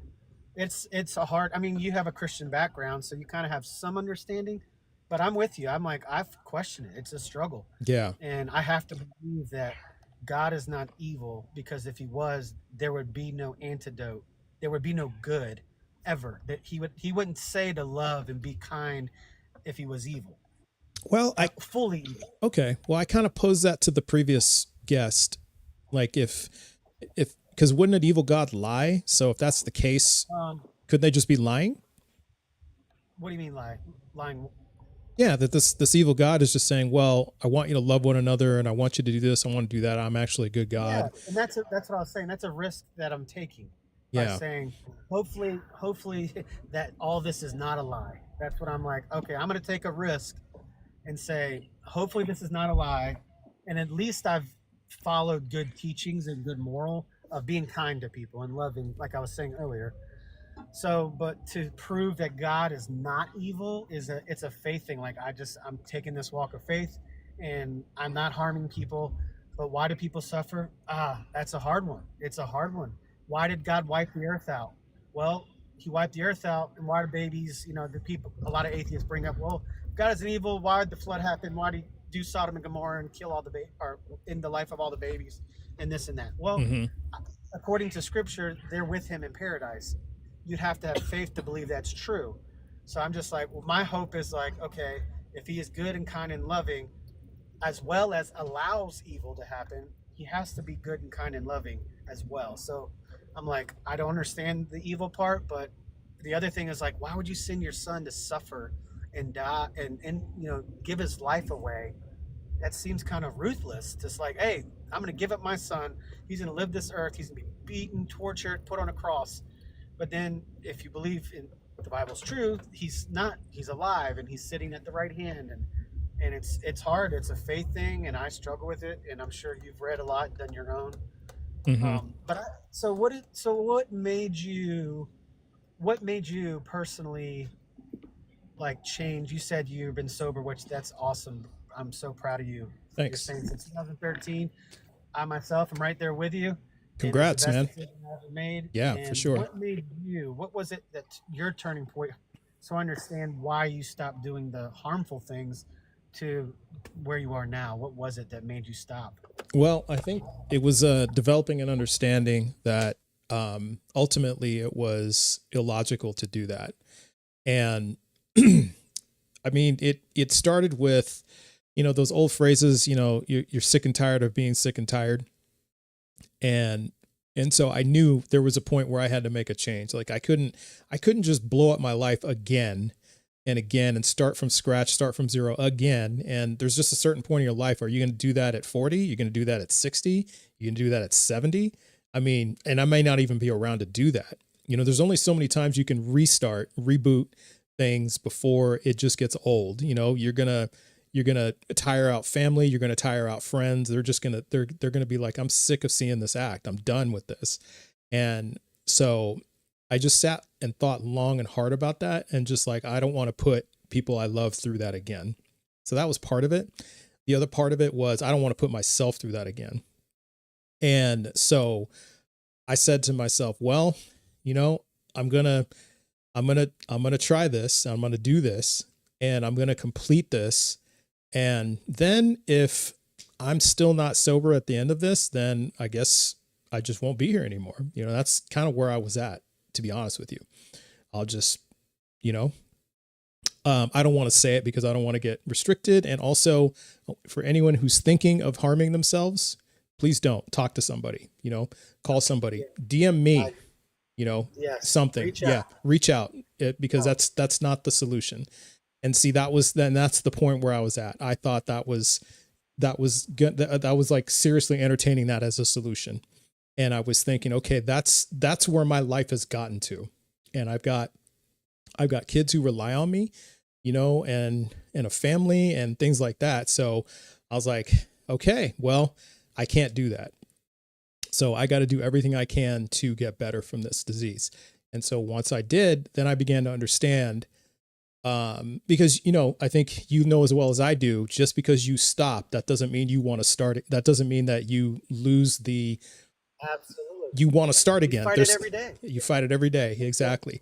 And then it got to a point where I was looking at that and thinking, man, that's just not logical, that I want to, that there is this part of me that wants to go back to the old ways that I know clearly are harmful, that are destructive, and it's like setting off an emotional bomb, and there's just body parts everywhere. And then I wake up and like, what the hell happened? Oh shit.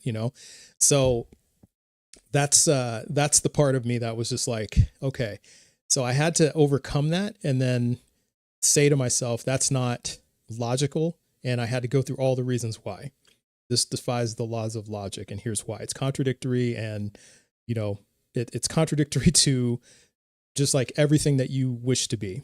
So then that got me to like the next step. And, so long story short, here I am, going on 13 years. So that's what did it for me. No, that's great. That's great. This is, just touching on it for me. I looked in the mirror one day and basically like, because I tried 3 times and it didn't work. And I'm like, well, I'm glad it didn't work. Like, I'm glad you failed. Me too. Yeah. You failed up. My biological father did. And that's kind of what messed me up. Yeah. So, and I looked and I was like, it's the most selfish thing that I could do because I'm struggling and it affects all the people that love me. Mm-hmm. And what is it? It leaves a void in them. They're having to deal with it. I don't. And I was like, I need to be a man and step up and go get help. Yeah. That's exactly right. That's exactly right. So, but I think because of me, did I have to go through that? I don't know why I had to go through what I went through, but I do know it has helped me relate to a lot of people and understand where they are. Yeah. I've gone through several counselors and I'm like, I've walked away from them. I'm like, yes, you have some great things to help me with, but on a practical level, you don't know what I felt because you've never felt what I felt. Mm-hmm. You don't know what I went through because you never went what I went through.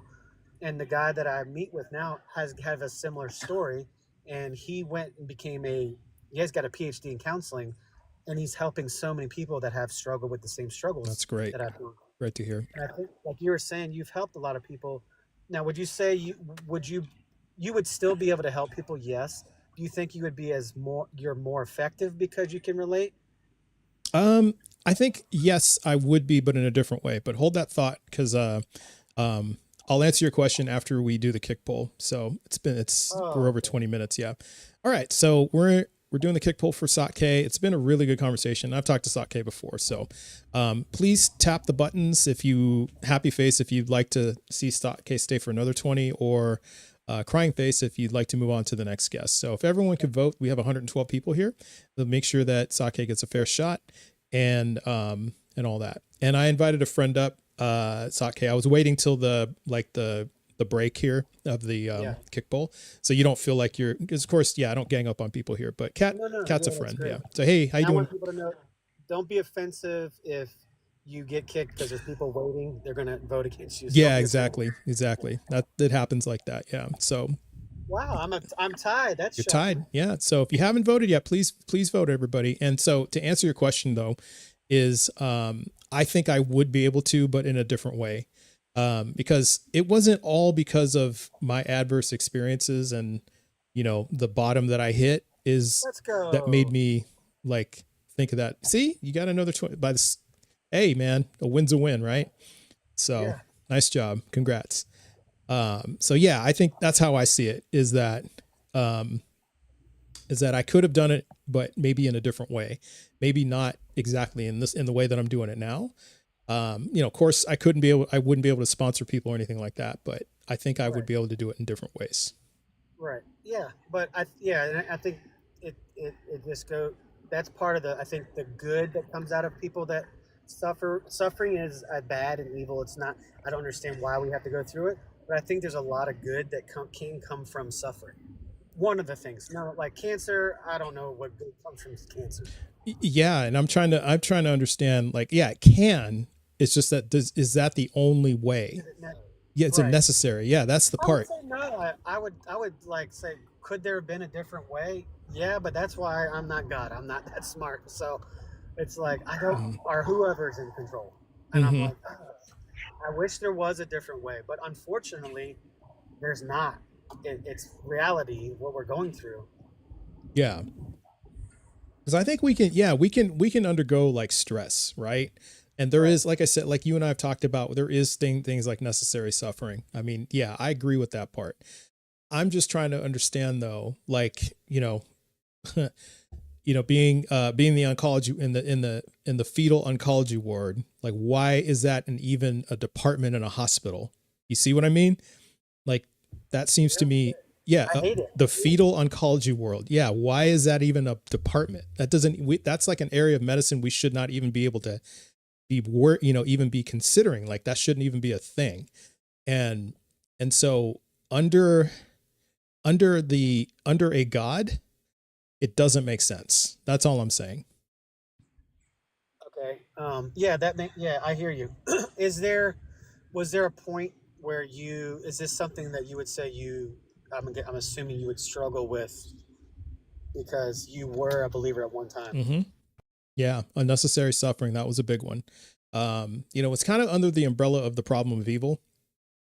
And, and you can, and I can frame it like in a different way. Like, because if you look at it there's another perspective you can look at. There are human made evils, right? Like murder, stealing, things like that, right? Abuse, PDF files, that kind of evil. Then there's man-made evils, and then there's natural evils, earthquakes, hurricanes, tornadoes, fires, you name it, like meteor coming down that, thankfully that hasn't happened to us, but it's happened in the past, that's almost wiped out Earth.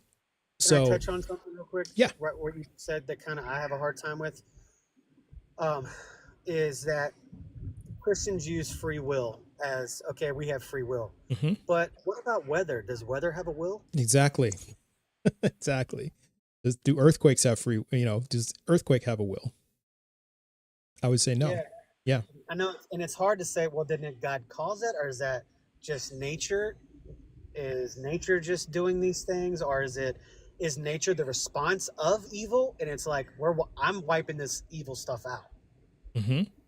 Well, so it's like, it's kind of hard. Because sometimes evil wipes out good things. Sometimes. Along with the both, it's like it wipes out the good and the bad. Yeah. I think though that like when I look at it like in terms of I think a few years ago there were some fires in California, and there was a town that got wiped out in a matter of hours.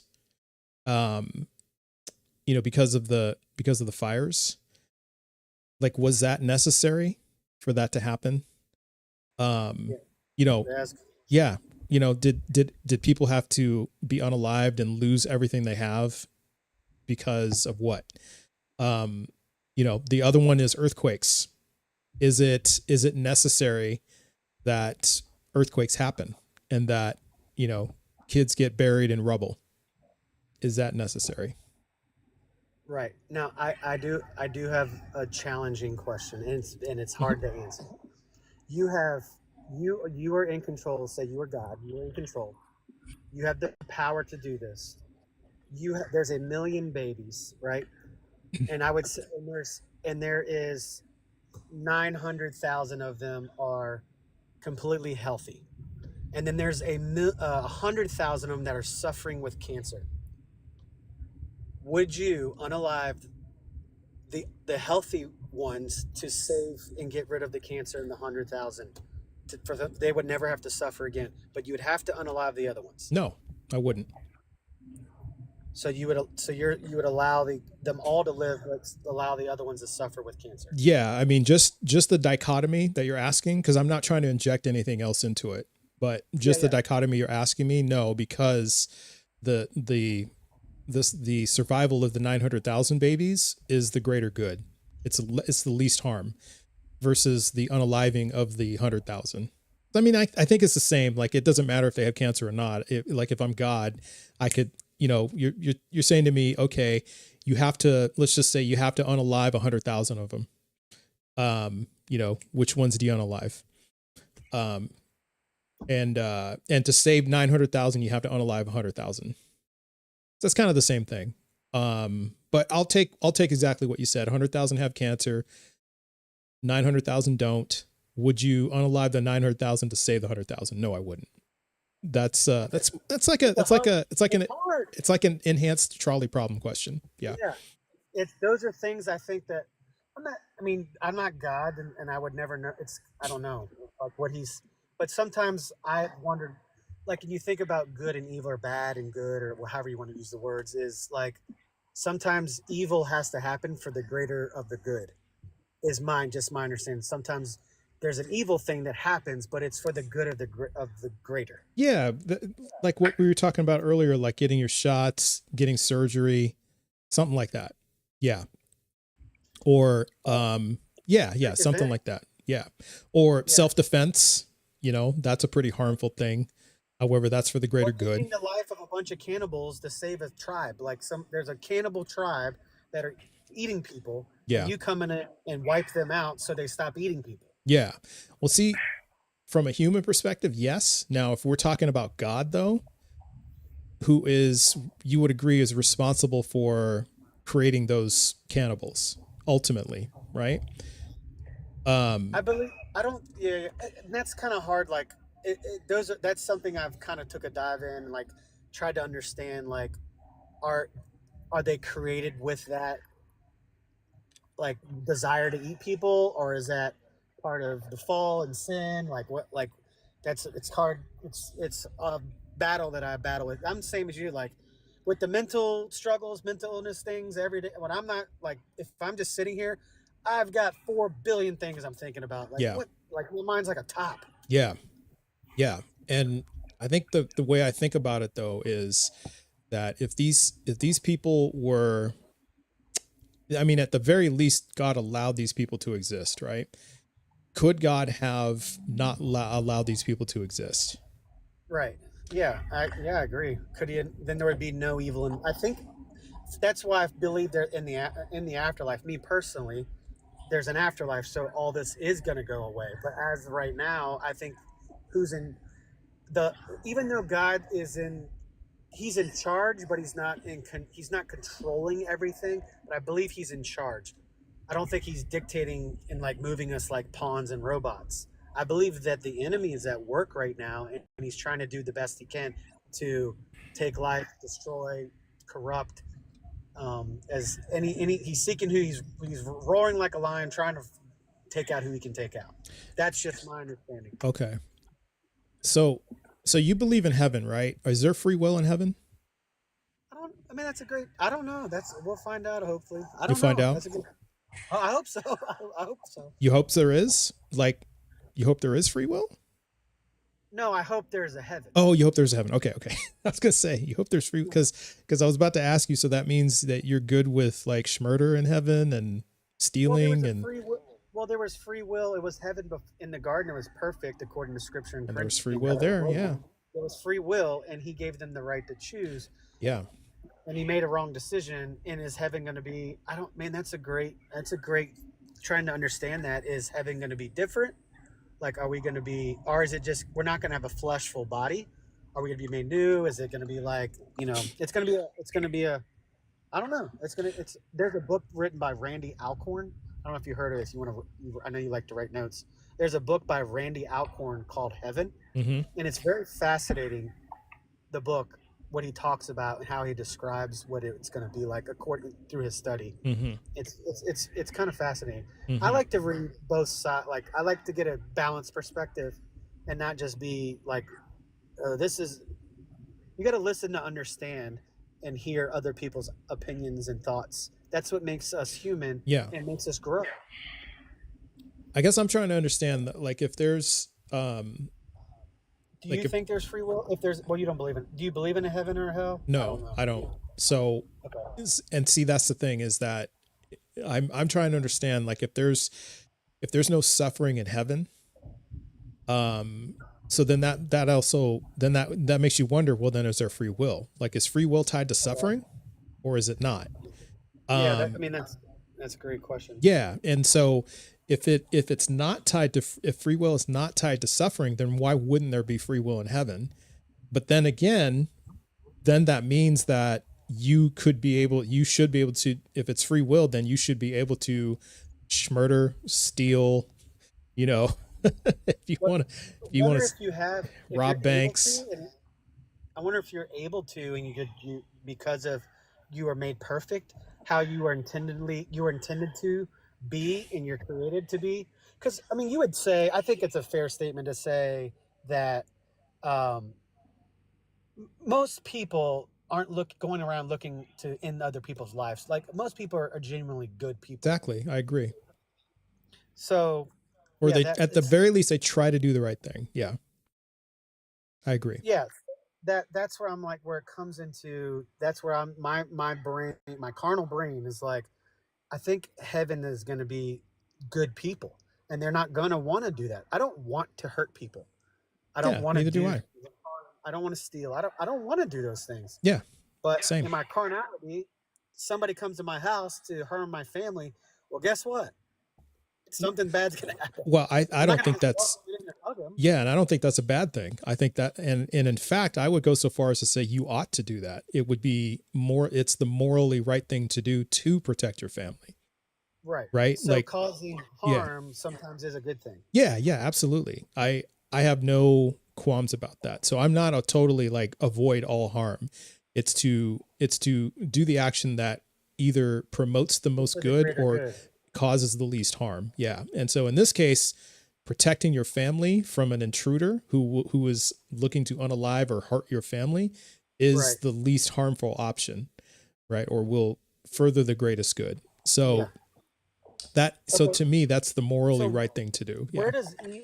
Where would you say that evil or bad comes from then? Like, where is that from? Oh, I think that comes from us. I think that, we have pretty good scientific evidence that morality it's an evolutionary construct, and that it is from the basis of higher reasoning and thought.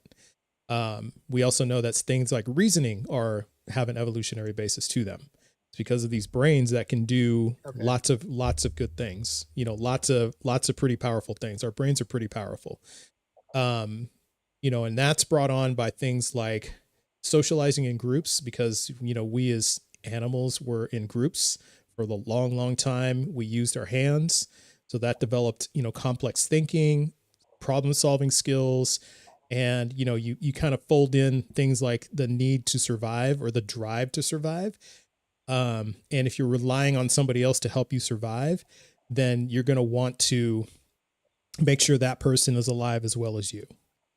And, and then there's emotions, there's complex emotions that we developed, all these other things. So it's a soup of different things. It's not just one or two things. Yeah.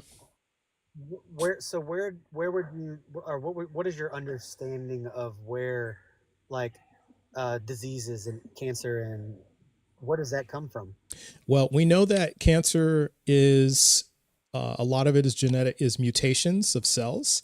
Now, there are some things that are environmental and things of that are like individual choice, but also we got to remember that cancer is, it's not just one disease. It's like it's a category of many, many diseases, right? So it's not just, so that's why they're having a hard time trying to beat it, is because, you know, a tumor in your liver is a lot different than a tumor in your lung, right?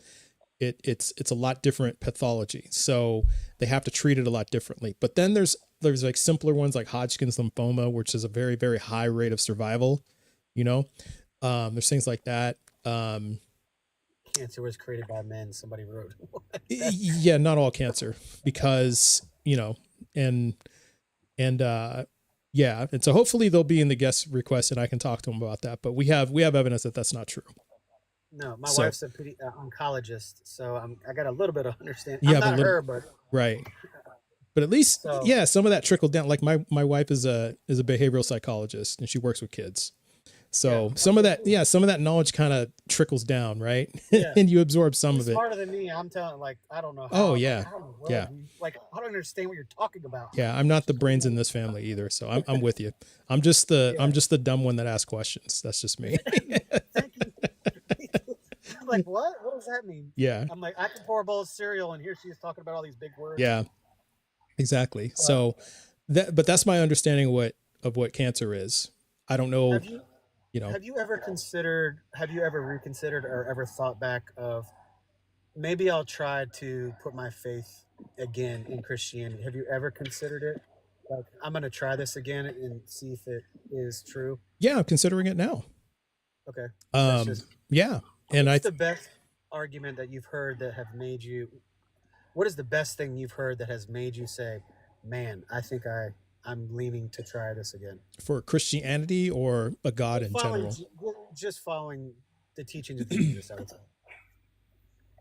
I would say for Christianity, honestly, yeah, that's kind of a tough one. I would say overall, it would be the possibility that, like, we can't rule out that Jesus did not rise from the dead and ascend into heaven.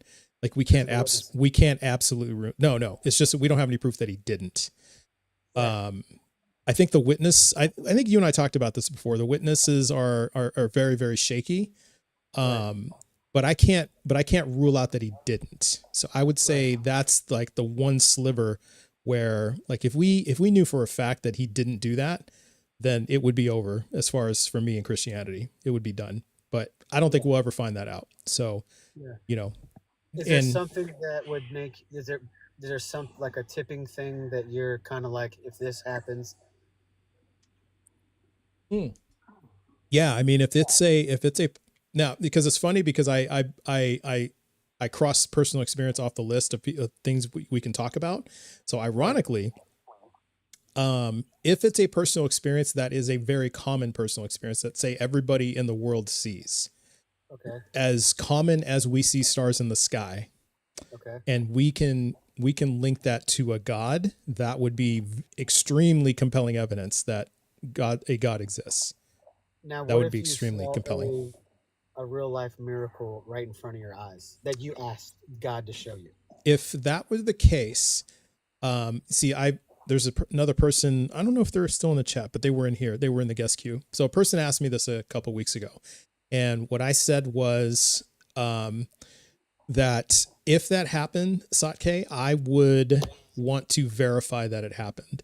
So I would make sure that, like, that I don't need medication, that I had enough sleep, that it wasn't a dream, you know, all these other Right, things. Right. And if it happened again and again and again, like, say I kept asking this God to do these things, and not just to satisfy my proof, but because, let's just say, it was like really necessary, right? You And need healing or something. Yes, and it kept happening over and over and over again, that would probably cause me to believe in this God. Is there Um, anything specific that you would, if you're comfortable with, you can DM me if you don't want to say it in public, but that you were asking God for? no, I'm not asking for anything in particular. I mean, I've asked for things like on my lives, you know, and I'll be honest, it's a little bit more performative than it should be. However, I'm not like secretly praying for God. Well, I will put it this way. When I had a very, very close relative who was diagnosed with breast cancer, triple negative breast cancer, with them, they said, well, I know you don't believe in God, but could you just pray for me? Could you pray with me anyway? And I did. Yeah, I did. And so, That's respectful. yeah, that's what I did. Yeah. You know, they've recovered, they're in remission, so everything's good. However, I mean, it was after they found out that they were stage 1 and it was very treatable, more than above 90% chance, but they were really scared. And so I wasn't going to not do it. Yeah. But you can't prove that your prayer was not some of the reason why. Yeah, I can't prove that it's not, but then on the other hand, I can't prove that it is. Yeah. So it's kind of in that gray area. It's hard. Yeah. I've had, which is wild and ironic. Not I say wild and ironic, but I've watched this is my own personal experience. Right in front of my eyes, a miracle happened, and it was like, and it's hard. Could you question? It was like, was that God? Was that something else? Mm-hmm. I'm like, it is. It's hard to, and it's just a matter of faith. Like because of my belief, I'm like, I'm putting this back to that with him, because that's what my belief pushes to. Yeah. But other people are like that weren't believers that were standing there. They didn't know what to say. They're like, how do you know it was him? And I'm like, I don't, but that's my faith. My faith is saying that's what I believe. Yeah. Hold that thought again, Sake. We got to do another kick bowl. It's been a really fast 20 minutes. Okay. It's been 40, bro. 40. Yeah, I'm at the second 20. Yeah, I'm at the second 20. No, okay. I want somebody else. I got to take my kids to soccer, but okay. I want to talk about it again. If you guys want to talk to any atheist on TikTok, talk to Trust. The other, not all of them, but most of them are jerks. They don't listen. They don't have a cordial conversation. So I really respect you, and I really appreciate. I appreciate you, Sake. Yeah, I respect you too, man. It was a really, really good talk. I appreciate you. Yeah. All right. And our point is having good discussion, and I'm not trying to win an argument. I'm trying to understand people's beliefs. Ultimately, yeah, the same. Well, one more second, because I want, if anybody has any spare coins, you can throw Sake. Please do so before he goes, because big W for Sake for being a great guest. Awesome. Yeah. So please Anytime, do. Bro. All right. I love the questions. Right on, man. Yeah, same here. So come back again and we'll talk more, man. For sure. All right. Man. Have a good one. Take care. Later. All right. Hey, W for the chat too, because I saw that he was sitting at 10 coins and then he jumped to 25 just like that. So that was respectable. So big W for Sake, big W for the chat. You guys are doing awesome today. And you got me to 40K likes, but let's keep tapping the screen, because same here, Sake. It was a great chat. So let's keep tapping the screen, because I want to, we can promote this live. We can get more folks in that I can talk to and all that stuff. But yeah, and I got about another hour to go, so I'm gonna get right to the next guest.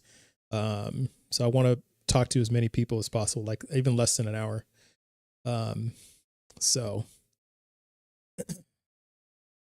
All right.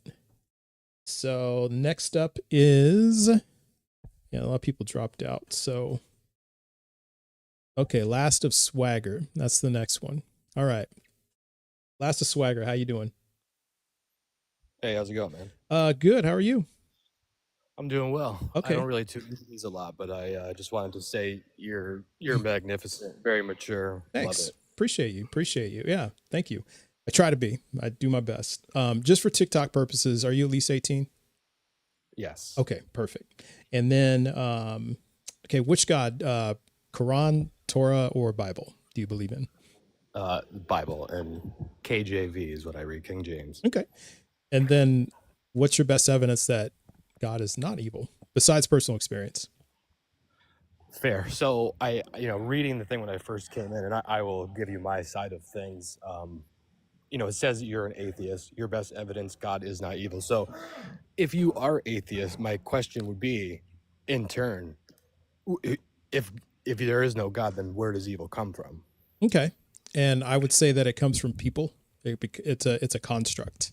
It's a human construct, and we have anthropological, we have scientific evidence from different disciplines that it is a human-made construct. So I go with that. Fair, and I agree. I don't think that people are like born evil. Like it's not an evil person. People do evil things just like they do quote good things, and yeah. So we agree on that. So my point would be, being a believer of the Bible and Jesus, believing that he was on the cross, died for our sins physically, and when he died physically, spiritually, if you believe there's a spirit inside you and we're not just brainwaves and whatnot, could be another barrier question within that. But essentially, if you believe that Jesus is God, like the Holy Trinity in one, and this God who is above all, supernatural things, able to go into a human woman, have the seed come out in a physical way and die in that way. Now, there was blood sacrifices of animals back then, and that's a whole other topic, but obviously they did that, and a lot of satanic things probably go on today in the same fashion. So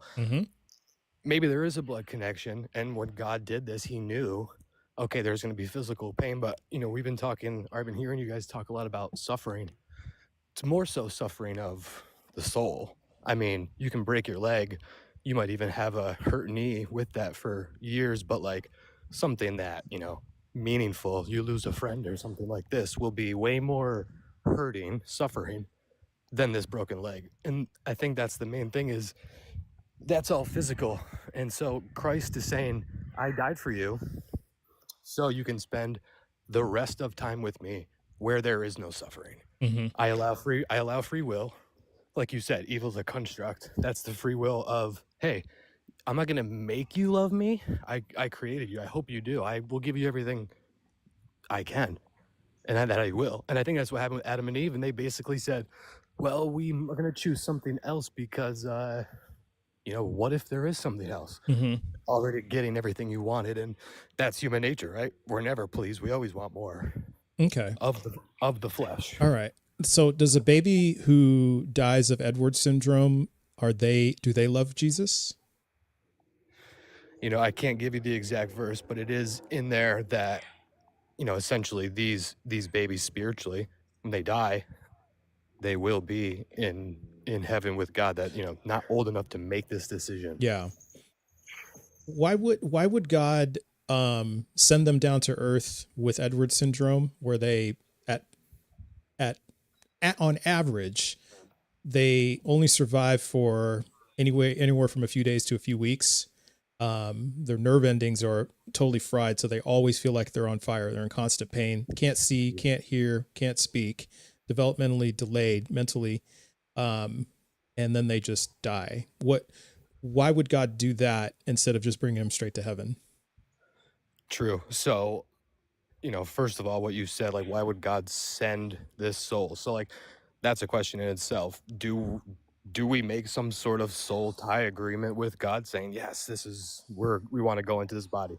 Now, a good analogy for that would be, because I think that's a fair argument, in my personal mind, I would feel the same way. Like, why are you allowing this? Why? I get it. I feel that way. Now, it's the same thing, sort of, in a way, like with the Charlie Kirk. Why is God allowing someone who is preaching his name to die? And it's like, well, how many people are now going to go to him because of that? Now, this could be one family with a baby. Maybe they turn to him, maybe they don't. Maybe God's planting that seed. Maybe right now you and I are talking to plant a seed for someone in this way. So you can't be, for sure. I do think there is that mystery with God of like working in mysterious ways, because, I mean, there's the side of it too. When things happen and you can't explain it, what does that come down to? Because, mathematically, how many coincidences does it take for something to be real? Okay. So I don't know if I heard an answer in there. I think I did. There was a lot in there. So if I'm hearing you right, then you're saying that it's a tough question, and yet God, maybe it's to draw people closer to God. I think that's what I heard you say. Is that I is that think in about a right? nutshell, yeah, because I think in a nutshell, humans, we don't have that answer. I Yeah. don't think that we have that actual answer, but that's why I go back to Christ sacrificing his life in the physical, because he's basically telling us, you can't really do anything except for believe in me. And that's, I came into the faith to debunk most everything I believe. I went in thinking there's no way this is real. And you do things, and that's why I said the coincidence, because like you see things happen, what can be accounted for, and if you do obey and walk in this light of what is being asked, you do see things differently. And is it coincidence? Now, your question specifically, my opinion would be, yeah, maybe it plants a seed to bring things closer. How do we actually even know? And I'm not taking this away, no disrespect to anyone that has family or have gone through anything. God could be protecting the babies of that pain in the same way there was protection of his believers in the fire back in the day of the Bible. So like, we don't know that. Well, we do have scientific evidence that they do suffer. Like we know neurologically it's immense pain. It's horrific. I know. And I'm talking Fair about enough. Edwards syndrome. Yeah. So I'm trying to, so I hear you. And my point is, if you were a witness to those two men their belief was so strong in God, who were on fire, and you were watching it, I mean, your eyes would tell you they're going through pain, right? But they weren't. Yeah. Well, we also know that like at some point, like when you are on fire, that all of your nerve endings, like they get fried too. So you end up not feeling the pain after a while, but then you're basically going to die at that point, with third degree burns. Yeah. And I'm not saying that is what's happening. God is amazing. So that could be happening. Okay. I'm just saying, yeah. Okay. Cause I guess if we're thinking that God's perfect, right? You believe God's perfect? I do. Okay. So if he's perfect, that means he knows perfectly like what exactly is going to happen. So would you say then that bringing children down, to experience babies down to experience Edwards syndrome only to bring them back up to heaven is perfect? Well, I think what happens along the way in the physical realm that could affect people in the spiritual way after that, it could be. And I mean, we don't know perfect.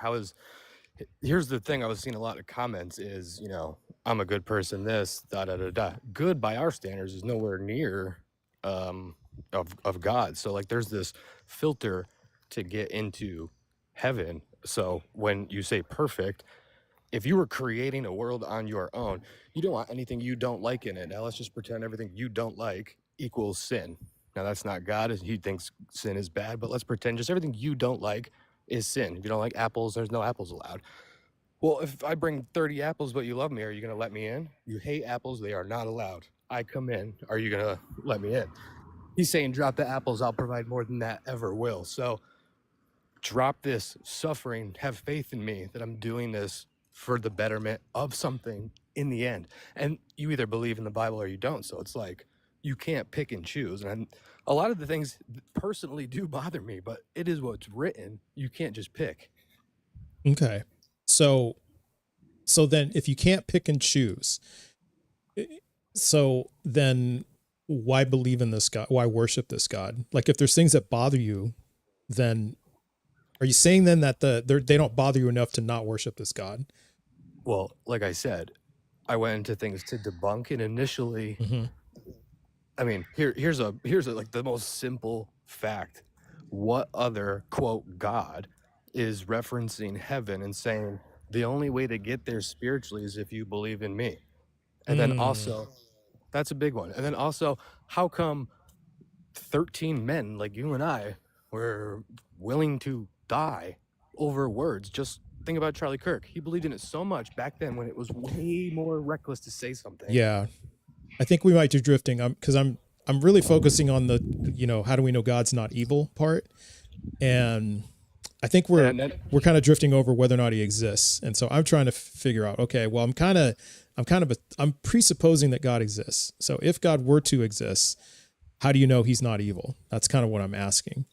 And, right. And so when I see things like suffering, Last of Swagger, that kind of gives me pause because you could easily insert an evil god in there, and that evil god, in my opinion, there would still be Edwards syndrome, there would still be anencephaly, there would still be Leschnayan syndrome, all of which are, genetic. They're not caused by anything else but genetic. We know that 100% for a fact, like without a doubt. And so that's what I'm trying to understand. So now if we're saying, well, that's because of the fall, well, then couldn't that been because of an evil god, that because of the fall of an evil, under the auspices of an evil god, all the things that happen in the Bible that everyone, that you said, hey, there's some things in the Bible I don't like, but all of those things could have happened under an evil god, all the grape, all the genocide, all that stuff. And so I'm trying to understand then how we distinguish, if all of these things could have happened under an evil god, how do we know this God is good? And the answer is Jesus dying on the cross. If you believe that, and if that is true, when you die, you will go to a place where there is no suffering. And if you don't, you won't. So what evil God would give you an exit after the fall that we did on our own, gives you an exit out because he, like you said, already knew what was going to happen. So he gives you this exit. If he was evil, he would say, you know what? I already tell them, don't trust their own heart. Don't trust man. I know they're going to fall. Just let them go to hell. It doesn't matter. Okay. No, he was like, let me give them one more exit. Okay. Is that not love? That's evil. Well, I'm trying to figure out how we know that's an exit. What if it's a hoax? How would you be able to tell? Because of Jesus's life. We talked about perfect. If you believe in the Bible, if that is the way, he lived a sinless life, did not do anything wrong. So you either believe that or you don't. That's what I mean. You can't cherry pick. So if you believe that would you believe someone that you knew all your life who led by example? Would you want to be like them, who loved and did that? Yeah. And then they died for you. Okay. So I mean, so that's my proof of not being. Well, isn't it possible that this evil God could have put this perfect person on the earth in order to trick us? How would you be able to know? That's upcoming. That's on the way. So we don't know. No. That just gives us even more. I mean, look where we are of all the things coming true. 600 authors, one book, no contradictions. All these prophecies come true. Here we are. You're just saying how a fake one will come soon in the name of Jesus, saying Okay. all gods are one. Is the Bible 100% true? In your I opinion? believe it to be. You believe it to be? No errors absolutely at all. Like I said, on a personal level, there's some things. Do I see women and I am lustful after them? Yeah, damn, that's hard. I still believe what it says is right though. Yeah, I've already committed sin in my heart due to that. So yeah, I believe it. Okay. I'm talking about like factual stuff. So are we, because I guess I got to kind of qualify this. So are we talking like scientific facts? Is it all true? You said there's no contradictions. There's nothing like that, right? So if we found a contradiction, would that change your mind, or how would you explain that? Show me the contradiction in the King James, and then like sure, I can do that. Yeah, that's not a problem. Okay. I can do that, but before I do that, I want to know, how would you explain it? Well, you're probably going to show me an Old Testament and then a New Testament, which I mean the New Covenant covers things. So if not, I'd love to hear it. Okay, so you just want to hear it first before you commit, or? I mean, it doesn't matter what is said on this call. Commit to what? But yeah, go. I'm good. Okay. So I'm still not sure where would you be in terms of like if there was one that's, because there's one in the King James, but you should probably also know that the King James one is like the one that scholars all absolutely say this is not the one that you should be reading. So coincidental. That I mean, I don't think it's a coincidence that they would be saying that. Why not? Because I think most of the people that are on mainstream anything don't want you to have God in your life. Okay. So you're saying they're mainstream? What is that? What exactly does that mean? I mean, do you believe what you see on TV? Not always, no. Well, a lot of people do. And, these people are paid to say what is written, where here you are and I, TikTok, just BSing away, speaking what we think is truth, not getting paid. So. Well, I'm trying to understand, because they're getting paid to study the Bible, then they're there's an agenda? No, I'm referring to like the ones. Are you saying on like the History Channel? I mean, you said No, I'm most of talking the about I'm top talking about scholars say that. yeah, I'm What is talking that? about I'm talking about like academic scholars that yeah. Yeah, I don't know. It doesn't to me the like man again, man. They can say what they would like, but I think we're phasing off the point.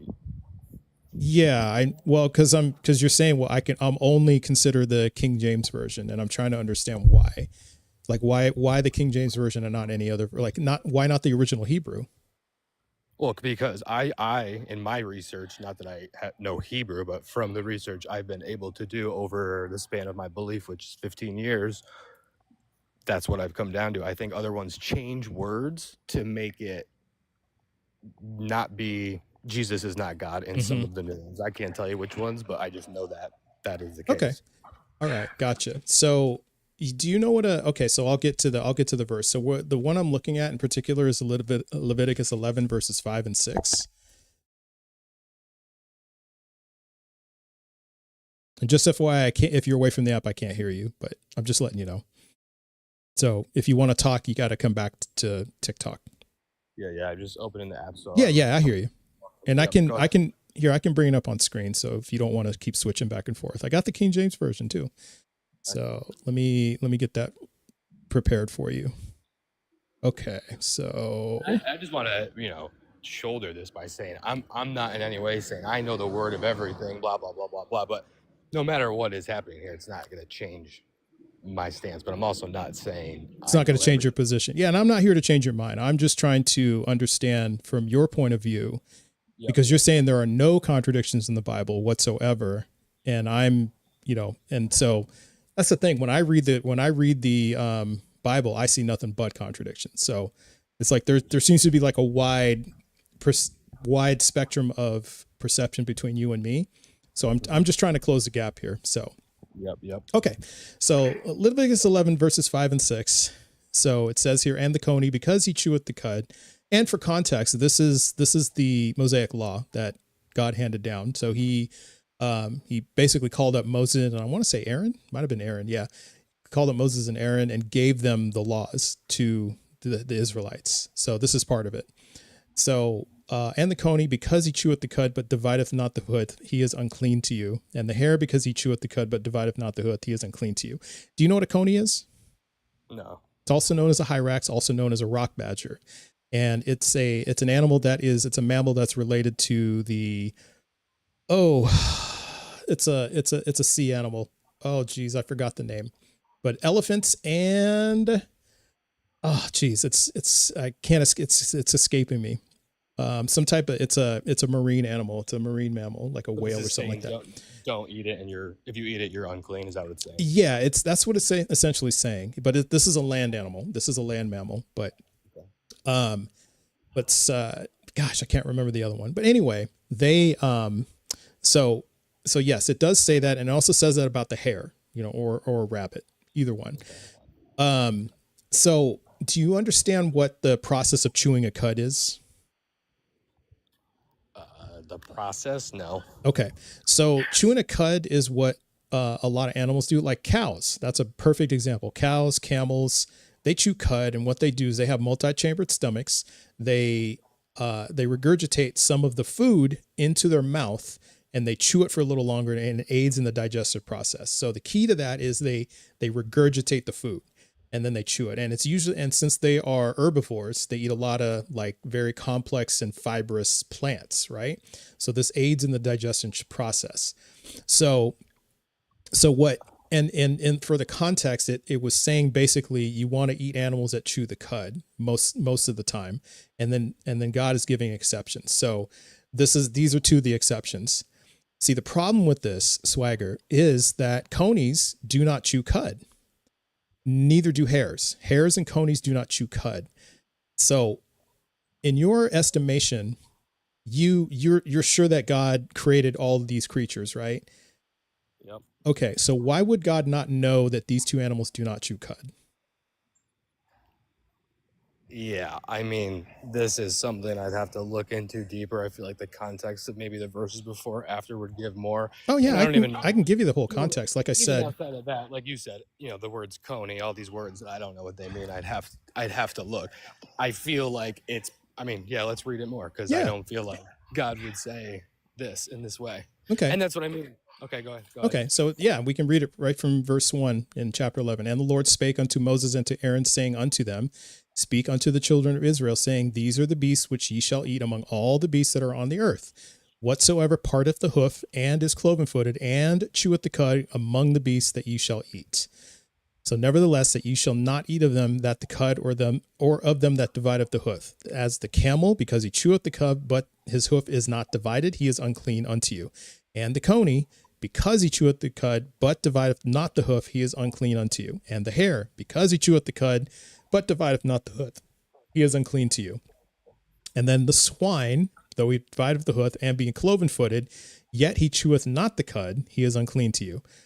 Of their flesh ye shall not eat, and their carcass ye shall not touch, they are unclean to you. These ye shall eat of that are all in the waters whatsoever, fins and scales in the seas and rivers. I mean, if you want to go through all this, we can. I'm just telling you, it doesn't say anything else about hares and conies. But it doesn't say I mean, anything about that in the rest of the right, chapter. But right. you see the context now? I mean, even more, yes, but I appreciate you doing that. Okay, a few things. This to me, we can get into it and waste the time. I'd rather not because I don't feel like this is actually like the main point of everything. I know you're saying that, the contradictions here and there, but like you're asking the question of how is an evil guy, like in my opinion, the Old Testament, things like this, whether you're saying, how did God not know this animal was there? It's like, well, let me read deeper because I don't have the answer, but it's just like, to me, it's almost like a silly thing. Like, really, maybe that word didn't mean that, blah, blah, blah, blah. No, that's not true. Yeah. If you look at the original Hebrew, the word for the original Hebrew is, there's cud, and the root, one big chunk of it is to bring up, which means basically to regurgitate. And so we know that conies don't chew cud. It's not a mechanism that they have, because they just don't regurgitate their food and chew it. We also know hares don't do it because hares they are not able to regurgitate. So if they eat something, if you've ever owned a rabbit or a hare, if they eat something poisonous, they will die because they can't, because it has to pass through their system. So if something poisonous or something like damaging to their internal system, they will die. They can't throw it up. So that's what we know. Actually, even to me, without even knowing more and looking it up, and again, don't want to really harp on this part of it, but it's almost like saying, I mean, without looking at, and what you just said sounds like, yeah, don't eat animals that may eat that because then you will die. Trying to show you, and either way though, Why? Okay. The point is being still though, your main question was, how do you not know that, like, the Christ of everything would be a hoax and whatnot? Well, that's what I mean, is that if we're kind of switching off of this, actually hold that thought. We're 4 minutes overdue for a kick poll. So yeah. All right. So we're doing a kick poll with Last of Swagger. So tap the happy face if you want Swagger to stay for another 20 minutes, or the crying face if you want to move on to the next guest. So if everyone could please vote, we got 117 people in the chat. That's awesome. So if you could do that, and then we can. Okay. So yeah, and so I think the illustration I'm making is if you're saying that there's no errors in the Bible, and then I just, because this is actually an easy one. I brought an easy one, but I've got spreadsheets full of errors. Yeah, I'm not saying and that problems. You're saying there's not errors. Okay. I mean, that's not my main point. My main point is that a human who says he was God, that no other human said, died for you to live spiritually. Okay. And that's the evidence. That's the evidence. Okay. And so if we have an error like this, I think that would call into question how we know that. Well, I guess that's my point. I am gonna actually look things up, and I will message you if you don't mind looking. No, later I don't mind at and all. just Yeah. I'll welcome your It's message. interesting. I want to know. So I mean, absolutely. Okay. Well, hey, I appreciate you coming up, Last of Swagger. It was a good talk. I appreciate your candor and your politeness. Thanks, boss. Yeah, have a good day. You too. So, uh, yeah. All right.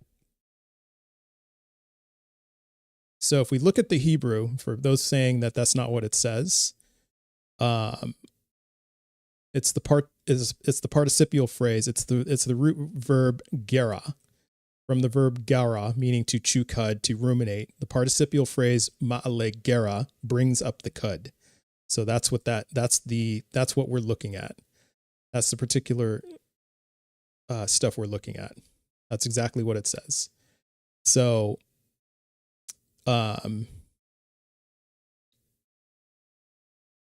so the word for cud in Leviticus 5 and 6 is gera. The full expression is ma'ale gera, which literally means brings up the cud, which is regurgitate. That's what that means. So, so if you're saying it's not in there, then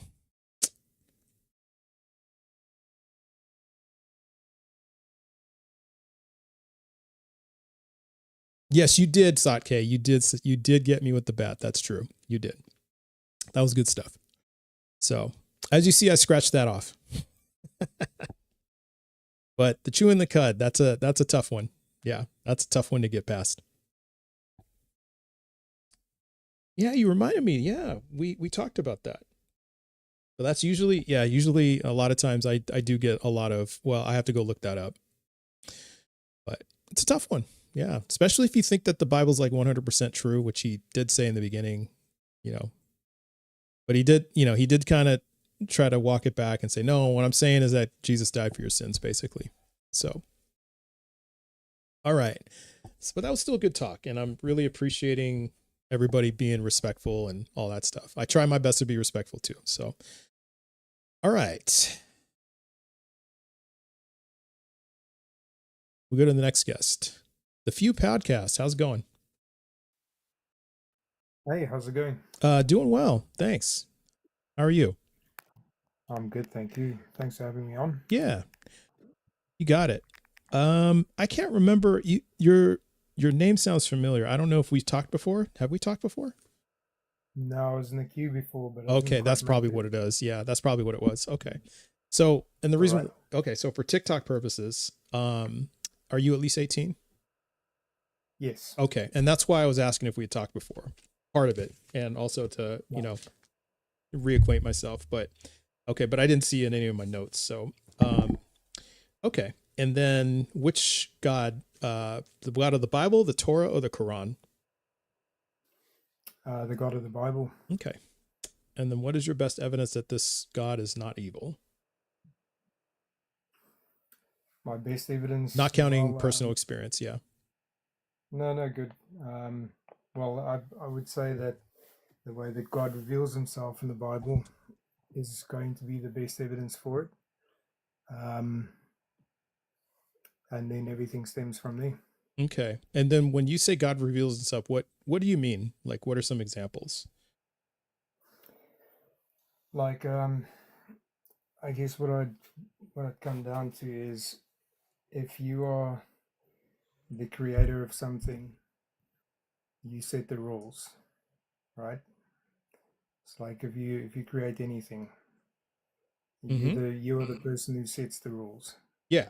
And then everything starts from there. So what we believe about the Bible is that it is the inspired word of God, that through the Holy Spirit the word has been given to man to carry forth, and that that is essentially not just the rule book, but it's also an historic account of how things came to be. Okay. I'm trying to understand though how this makes God not evil, because because couldn't an evil God do that? Couldn't an evil God reveal himself as a creator, set the rules, and inspire the Bible? I think I understand where you're coming from. I think it's a bit of a paradox, because let's say if it was an evil God by the standard that we understand good and evil, and that that God set the rules, then whatever he declared would be good or evil by his standard. So the Okay. way we would interpret it from this viewpoint would, would contradict maybe that viewpoint. But if you're the creator and you set the rules, you declare what is good and evil. Yeah. So we're saying that this God sets the standard of what's good and evil. And so again, I'm still not clear, because couldn't an evil God do that as well? Yes, hypothetically, that would be possible. Okay. But again, let's say there was an evil God that created and declared what we perceive now as evil to be good. Then by that standard, that would be good and not evil. Yeah. And so would you say then that because if I hear what you're saying, you're positing that this evil God would make it known what is good and evil, so we would know the difference. Yes. Okay. Wouldn't an evil God though lie to us and deceive us? Well, I think that's essentially what the pagans believed in. That's what who believed in? I'm sorry, I didn't.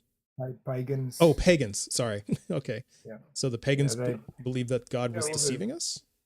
Yeah, all the Norse gods, essentially had human qualities in that sense, that they are deceiving. They were, what's the word? Self-indulgent. People were disposable to them. All those that idea is not foreign to sort of pagan gods. Well, because my understanding of the Norse pagans I've talked to is that these gods, yeah, they have human qualities, and it's more that they're not perfect, that they're flawed, and that, so there's so many of them, and that they all handle, like, it's like a committee, right? And they have like their assigned tasks. I guess that's the best way I could put it, and so so that's how they see it from their perspective. So I'm not sure if I don't know if that is something you found out, or I don't know, and maybe that's the case. Maybe, maybe it's another type of believer in the Norse gods, that Norse paganism, that said that. I'm not sure, but just to let you know, I've only talked to like 3 or 4. So, by far not a representative sample of all the Norse pagan believers out there. So no, I agree. I'm not fully learned on the topic either. Okay. But from what you can find in literature, it's quite evident. Okay, gotcha. In the way the Greeks described them and the Romans, and it's quite evident if you just read the accounts. I like gotcha. we would do with scripture in the Bible. You can study it and let the text reveal itself. Okay. So it's possible that maybe the ones I talked to didn't really understand it, or maybe that's just their interpretation. So yeah, that's possible. Yeah, sure. Yeah. So I guess kind of going back to the evil God thing, because see, the thing is I'm trying to understand, like, how could we distinguish because if this evil God, let's just say this evil God gave us the Bible, but this evil God's trying to deceive us. And let's just say this evil God gave us free will for the purpose of rewarding those who choose evil to heaven, sending them to heaven, and then the ones who choose good to torture and condemn them to hell.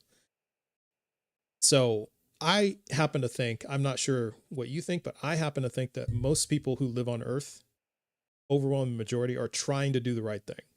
They may not get it right all the time, but they're trying. And so by that notion, that would mean that anyone who's trying to do the right thing under this evil God, like, the overwhelming majority of us would go to hell. Yet when I talk to other Christians sometimes, and I've asked them point blank, when it says in the Bible, it's, talking about, they have an idea that it's hard to get into heaven. And, and I ask them, well, by your estimation, what percentage would you say would get into heaven? And they're fully at like maybe 10%. So it seems like to be the same numbers as would an evil God, if this evil God were trying to send good people to hell. So I ask you how would you suppose we could distinguish, just going by that, whether or not this God is good or evil? Well, I think it's, if we assume, and I'm assuming that we're not talking about the God of the Bible at this moment. We're talking about a hypothetical test. Hypothetical evil God. Yeah. That's just that Yeah, has a big hoax that gave us the Bible to trick us and is yeah. really wanting to send good people to hell. So I believe in this any situation where you have creator and creature, the creature will not be able to put the God to the test Okay. objectively, flawlessly, to the point where it can be known that you won't be able to trick your creator into something he couldn't perceive. Okay. So then it Like, sounds like, oh, I'm sorry. Go ahead. Go and finish. no, I mean, like, just like a simple example, and this is not even a good example because a pet isn't a creation of yourself. It's just a creature that you nurture, but your pet will not be able to outsmart you. You know, you will subdue it. If you have a dog, that dog will be confined in a place. If he finds a way to dig out, you will reinforce it. You'll put stronger bars on. You will outsmart it every time because you are superior in intellect to that. So if you're a creator and you create something of lesser stature than yourself, that thing cannot put you to the test where it outsmarts you. That's just how it works. Okay. So So no, we wouldn't be able to test the deity above us in any situation. okay. So we would be fully reliant on the information given to us that being reveals to us, whatever the intent is. okay. So if I'm hearing you right, there's no way to know for sure if this God's intent is to send all the good intentioned people, the well-intentioned people to hell and all the evil people to heaven. There'd be no way to know if that's this God's real intent. I think that's what I heard you say. Correct. Okay. But what I will add to that before we dismiss that point is that if we apply this to the God of the Bible, he presents the case for us. He gives us all the basis of who he is, what he stands for, and he gives us sufficient tools to test him to his word. Now, I would still admit that we would not be able to test him beyond his word because he is above that. But we can test him to what he has proclaimed for us. Okay, I hear that. So then you would agree then that there are atrocities in the Bible, right? Absolutely. Okay. And then a lot. But those, what that says, sorry, I don't want to interrupt you, but no, it's good. Because I should have waited because there's usually a qualifier here, so I should have waited. Yeah. But go ahead. Yeah. Not everything in the Bible is prescriptive. So there's some things that are descriptive, things that are like an historic account of these things happened, and the Bible is honest like that. Mm-hmm.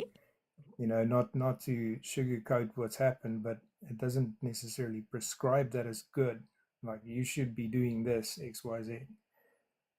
It's very clear when it says you should be doing this and you should not be doing that, but it will describe the atrocities that's not necessarily prescribed. Yeah, I hear that. So you're right. There are a lot of things that are just descriptive. I can agree with that.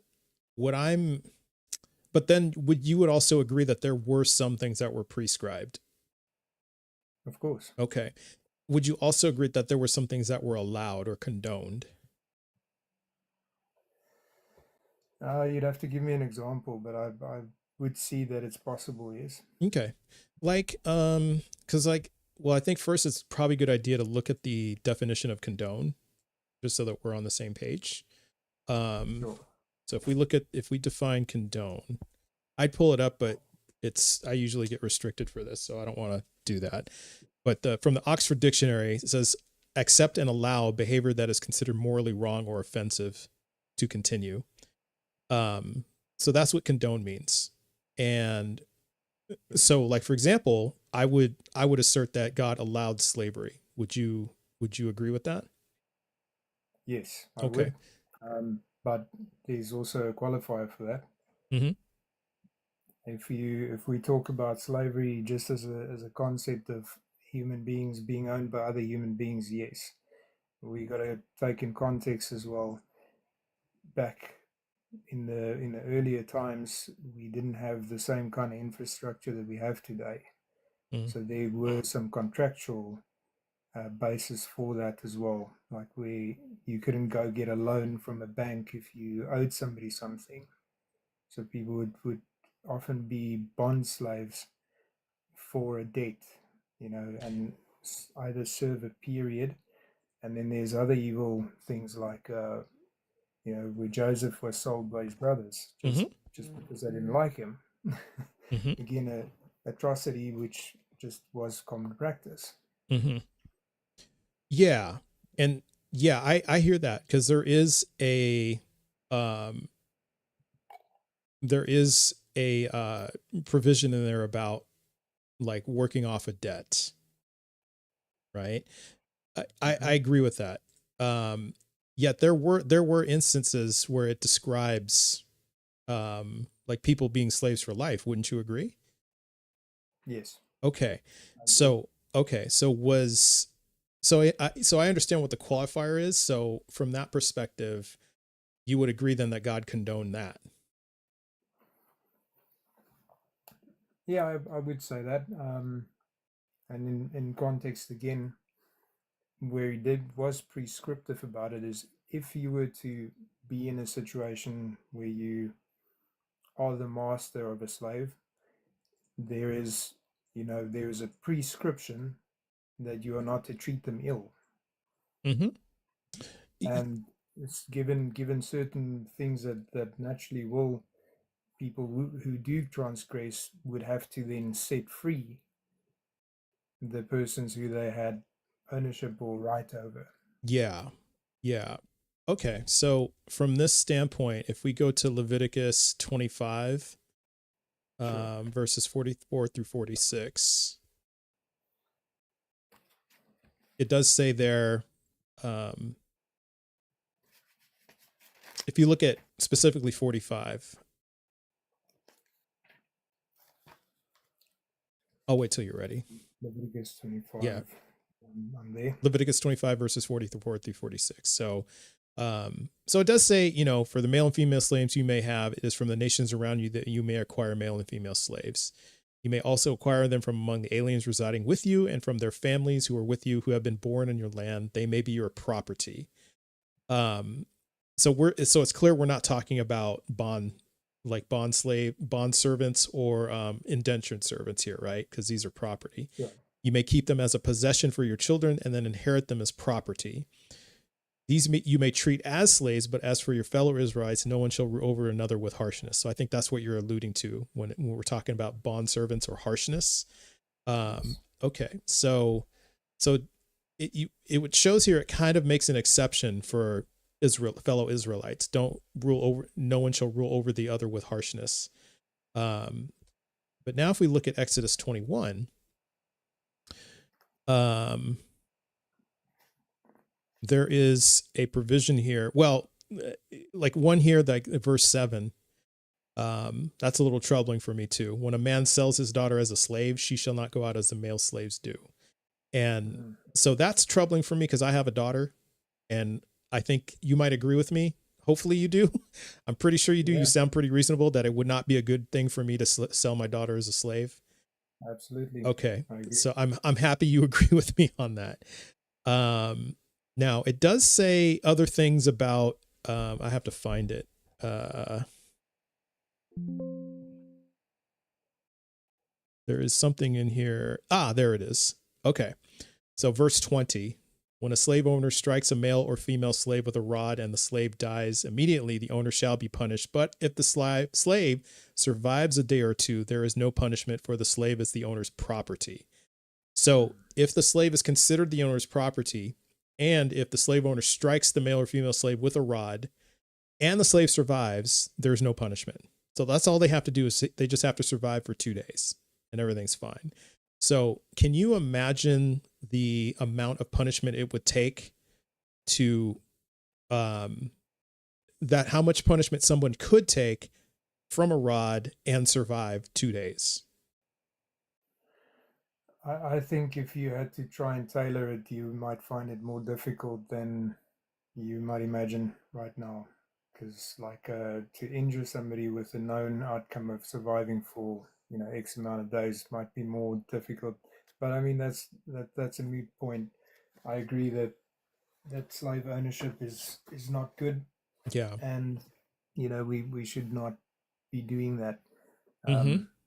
What I will say is, well, sort of to help my point here, is that the abolition of slavery was also from the pen of believers. Mm-hmm. I would agree with that So, too. Yeah. so And I think it's not an innate Christian sort of value to say slavery is good, although there was a time when it was common, and even in the modern time there are still places where it's pretty common today. oh, of course. You would also agree though that every country today has laws, anti-slavery laws. So the ones who are practicing it are breaking the law. Not in all cases, but yes, I think most places do have laws against that. Yeah. By my count, there is every country in the world has anti-slavery laws. Unless you know of a specific country that doesn't, I would learn something new. No, I must admit I haven't actually done a lot of research on that. Okay. Yeah, understood. So we have, yeah, so I agree with you. It's still happening. Although it's illegal now, yet back then it was happening and it was legal. Agreed? Yeah, I agree. Yes. Okay. I don't think there was any legislation back then to sort of prohibit that. No. Yeah, and I would even go as far as to say that back then in the Bronze Age, I don't think any civilization had anti-slavery laws. That would be, I haven't found any evidence to that. I think every civilization pretty much did. So, Right. it's like the complete reversal of what's happening now. Now, But with that said, I think the biblical prescription to treat slaves well was, even in those times, unique. I don't think a lot of places had any protection for slaves in this regard. would you say that? Well, I'm gonna have to look that up one day. I might find something that other civilizations had. I might have to look that up one day, but I can't really answer that, and I'm not going to dispute that. I'll just say you're right for right now. We'll just say that there was protections in place where it says in the Bible, although I would question the amount of protection that was. Christian Humanist, I can see your comments. So I would say then that you know what? Hold that thought. We have a kick poll. Oh, actually, yeah, I'm going to forego the kick poll because, oh wait, no, I do have to go. I'm actually 7 minutes over. I have to go. So few podcasts. I did enjoy the chat. Would you like to come back another time and we can pick up where we left off? Absolutely. I really enjoy your chats in general. Thank you for having me. Yeah. Thanks for being here. So I appreciate you. Well, yeah. So yeah, sorry, I can't continue. I have to go. But hey, everybody in the guest queue, don't leave because I'm going to take your names down. So hang tight. But thanks again, Few Podcast. Appreciate you. Thank you. Yeah. So I'm going to give you guys all fast passes. So the next time I am online, I'm on my live. If you come up, then you will be moved to the very front of the line. And so I'm going to write all your names down. Odie, Ace Econ. Hey, how you doing, Ace? It's good to see you. And then FNF Cars. Okay. So I've written your names down. So the next time I'm on my live, and it's for my very next live, so it's good for one live. So if you come back and you enter the guest queue, no matter how many people are sitting there waiting, you get bumped to the front of the line. All right. So that's the fair thing I can do for people who've been waiting a long time, because I really aim to try to talk to everybody. Yep. I got you down, Greed. I got you down. So, and then the last thing I want to do is, bring up my mods, just if they can, of course, if they can. And it's just to show them some appreciation. and to let them know that I really appreciate all the hard work they're doing, that they're doing the most important work, not me. So 3 Pips, thank you so much for modding today. I appreciate you. And I'm looking for, I know You're welcome as always. Yeah, yeah. And Chris the Humanist, thank you. I know it's your first day as a mod, but thank you. I appreciate you, Chris. It's always a pleasure to have you around. Absolute pleasure. Yeah, thank you. Thank you so much. I Yeah. appreciate everything you do. Yeah, thank you. And then last but not least, Beth Ray, if I can get her up here. I'm trying to invite you, Beth. There we are. I want to thank you too, because I made you a mod too. So, so everybody, if you have a spare coin, please dump a coin on these guys, because it's just my way of thanking them. And so I really, really appreciate, you guys do the more important work than I do. So yes, I got you, Curtis J. I got you on the fast pass. But so thank you. This was a great live. It was pretty short today, but really fun. So a lot of good conversations. You guys kept the peace in the chat. So Beth Ray, Pips, Chris, again, thank you very much. Appreciate you guys. Thanks. Have a good night. Yeah. All right, guys. See you guys later. And I will see you guys again. Take care. Have a good day.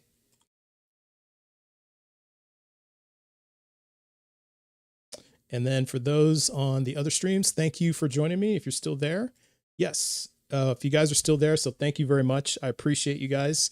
So enjoy the rest of your day, and we will see you again. And if I would like for you to follow me, especially on YouTube, because I'm trying to get my count up. Because once I get to a certain point, then I can start having guests from YouTube as well. So you're not just sitting watching. So there's a lot of good stuff in the chat today. So I really appreciate you guys being there. But hopefully you enjoyed it. And, I'll be back again soon. So have a good day, guys.